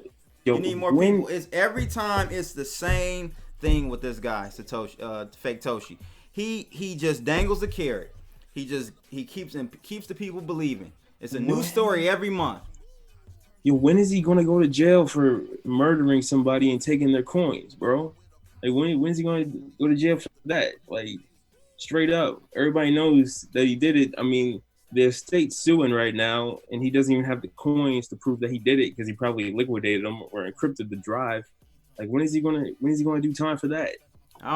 So you're saying that you think Craig Wright actually murdered Klayman? Yeah, Klayman. Yeah, dude. I think he definitely. Do you have any evidence of this, or this is just your own? That's just my opinion. I'm just off the cuff. Have you been following this Hotep as far as this whole? I know you're not knee deep in the crypto stuff, but have you been following any of this Satoshi or Faketoshi, Craig Wright guy, this character? Nah, ever since me and him had that talk and it got deleted from the internet, I dismissed him from my brain. When I saw this story hit, I wasn't surprised. Everybody knows he's not the real Satoshi. He's a fraud. And, I'm just waiting for the day that everybody realizes it and this whole BSP thing comes crashing down. Wait a minute. So you had a talk with him? Yeah. Me and Craig Wright had a talk set up on the Meta TV network. And, what? Yeah. I didn't even know about this. Yeah, we had a talk set up. We were talking for about Kurt was there too. Kurt from BSP, he was there. And we were talking for about 10 minutes before he exited the conversation because he couldn't act like an adult. What was he doing? Well, I'll tell you exactly what happened was we were talking about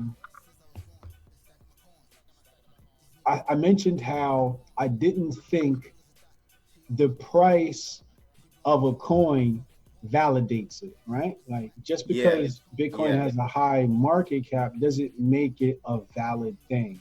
Right. In the middle of explaining that, he thought I was about to say the price is high, therefore it's valid. So he started hitting me with his argument. And I'm like, dude, like we agree. And he's still talking. And so at this point he's agitated, right? And he's like yelling at me. What? Yeah. So I was like trying to like talk to him, like, listen, like relax, like calm down, let's talk. And he got real frustrated. He kept getting frustrated. He was frustrated from the very beginning. From the very beginning, the very first interaction I said to him, I said, I don't know how people do things in other countries, but here in America, we allow each other to finish our thoughts before we cut people off. Because as soon as I began talking, he cut me off in the very beginning of our conversation.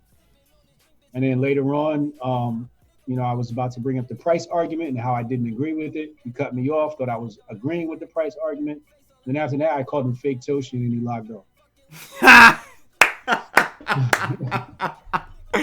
Balls. Wow, I did not. This is the first I've heard of this. Have you shared this before? Yeah, I think I shared this on some podcast. I forget which one, but yeah. Dog, that's crazy. Yeah, and this was after they told me. This was after BSV told me that BSV is forever, and then their own applications deleted that conversation. Then Satoshi or Faketoshi went to his Discord chat and said, "Don't invite this guy, and he's banned," and start talking all this shit about me or whatever. But yeah, it happened. That's what happens when you have and this is why I hope that Bitcoin never has, or we never unveil who or the person or the group behind this is, because inherently that's what's going to happen. You when you have a central figure create a decentralized currency, it causes PR issues.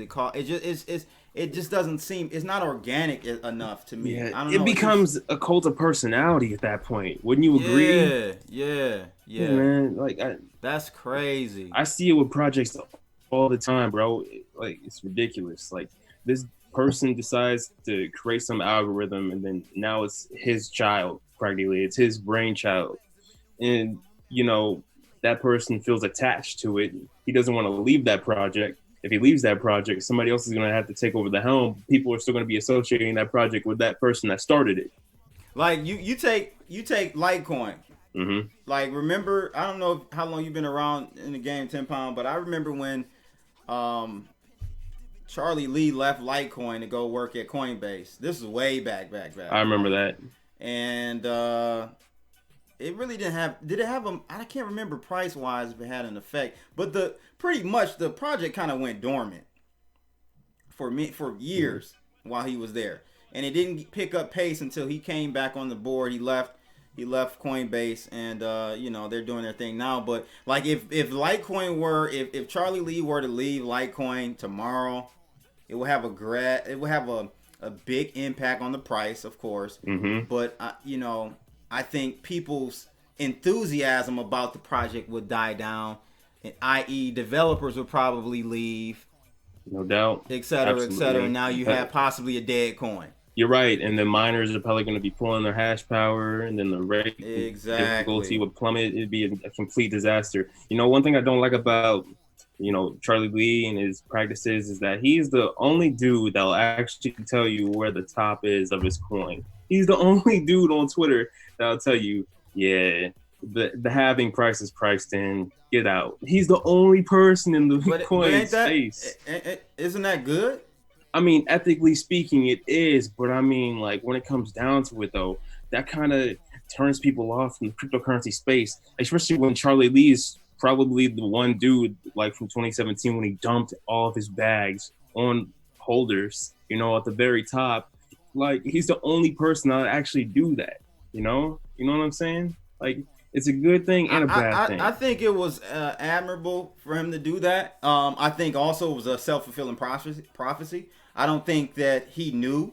Just the act of him saying that made everyone sell after him, right? That's really what it was. It wasn't anything insider information, nothing like that. It wasn't none of that.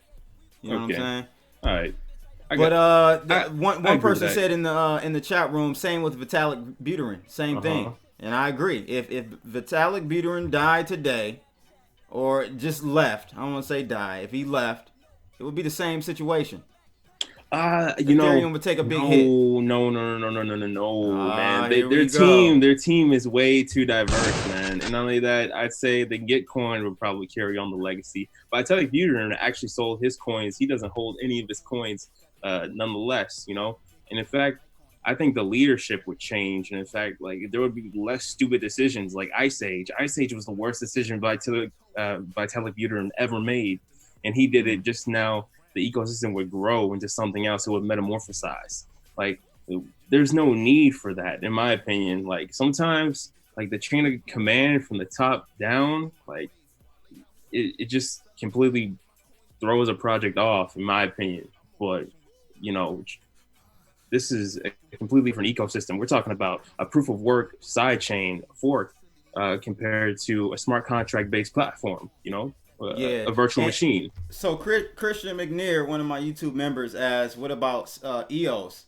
I think the same thing. It wouldn't stop the show, but I think that it would be a big hit for EOS to see, like, Dan Limmer leave. Like, if Dan Limmer were to leave Block 1, I think it would be a little hiccup there. It'd be Steam all over again. I don't think it'd go that far because Steam didn't have $4 billion true. in their war chest to continue moving on. But I think it would be a big hit. And I mean, you can't, at this point, you won't be able to roll out another coin to gain and garner that much trust without a person behind it. Without a face behind it, we're past that era in cryptocurrencies. And I think Bitcoin, being the first one, was able to get away with it. So it's forever going to have that kind of, I don't know, that mystique about it. You know what I'm saying? No doubt. I feel it. All right, Hotep, man. I don't want to hold you any longer, bro. Appreciate you coming on tonight. Let the people know where they can reach you. Yeah, go to Brian Sharp, BRYAN, SHARPE.co. Catch up on my projects. Download my books. Really interesting shit. That's all I got, man. Thank you for having me. Oh, man. your Twitter too, right? When are you going back? I forgot to ask you about this, man. You took a Twitter hiatus. How long you gonna be away? You got another week? Yeah, I came back to Twitter today to annoy people. I had some shit to get off my chest. But yeah, I'm probably gonna chill out until next Wednesday. Next Wednesday, okay. What was the rationale behind that? Motherfuckers don't deserve me.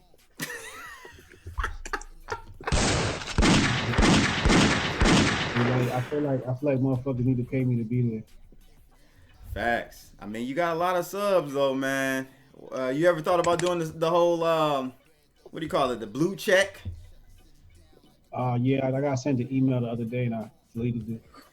Really? Yeah, I will never accept the blue check mark. Why is that? Shit's the mark of the beast. You know In what regard? It's like it gives people like this false sense of importance. Like your establishment now almost. It's like you speak from these approved talking points, and that's how you become a verified person. And I never like Twitter don't verify me. I verify Twitter. You know? Right. No, I feel that, bro. I feel that. But like a person said, Christian McNair said, Twitter needs Hotep. I think so. I think he brings a new flavor. I don't even want to say Black Twitter because he kind of supersedes that. You know what I'm saying? I don't want to put him in that box at all. But I think we need that fresh, kind of out of the box thinking on Twitter. I think he definitely brings that. So again, shout out for Hotep coming on tonight, guys. Definitely check him out. I'll put his Twitter. Got that up now. Check him out. Hotep Jesus on Twitter as well. He's got like 112,000 followers doing this thing. And check out his channel as well. He does a thing every week called Hotep's Been Told You. I love that show. Check it out, people. Who you guys got? Who you got coming on next week? Nobody. Okay. I don't know who my next few guests are. People have been requesting. I kind of pick my guests based upon whose brain I want to pick. I don't pick it based upon popularity. Me either, bro. I never do that. Oh, this is then. Yeah, because then the conversations aren't organic. It's not. It seems staged. Like I'd be like, when I see somebody, I normally go pick my guests based on like a video I may have seen of them on YouTube, and something they said resonates with me, whether I agree with them or not. I'm like, I'm gonna try to reach out to that person because I definitely want to talk to him. It's never like, oh, who got the most followers? Let me go try to get them so I can get more followers. Yeah, it's never been that way for me, man.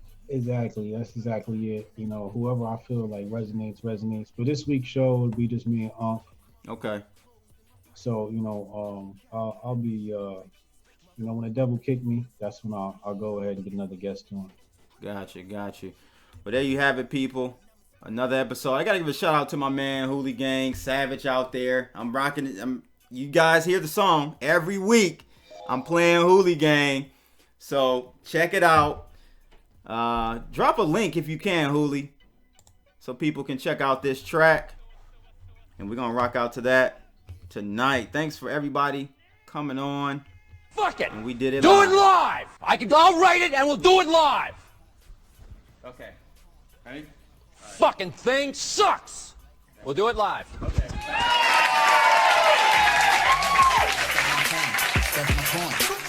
Stacking my coin. Bitcoin, Litecoin, Ethereum, cash. Bitcoin, Litecoin, Ethereum, cash. Since I was born, been stacking my coin. These niggas pop, my money keep growing. Your girl is a dot, she all on my groin. She blowing my horn, we fuck like porn. These rappers is whack, they lyrics is corn. I'm getting this money, it never get born. I'm loading my strap, they calling law. Fuck around on your clap, for running your jaw. If it ain't about the dollars, then it don't make sense. Got me sipping brown water, but it ain't from Flint. Trying to chase all this bread, though the shit won't last. About to shut the city down like a crypto crash. Stacking my coin. Bitcoin, Litecoin, Ethereum, cash. Bitcoin, Litecoin, Ethereum, cash.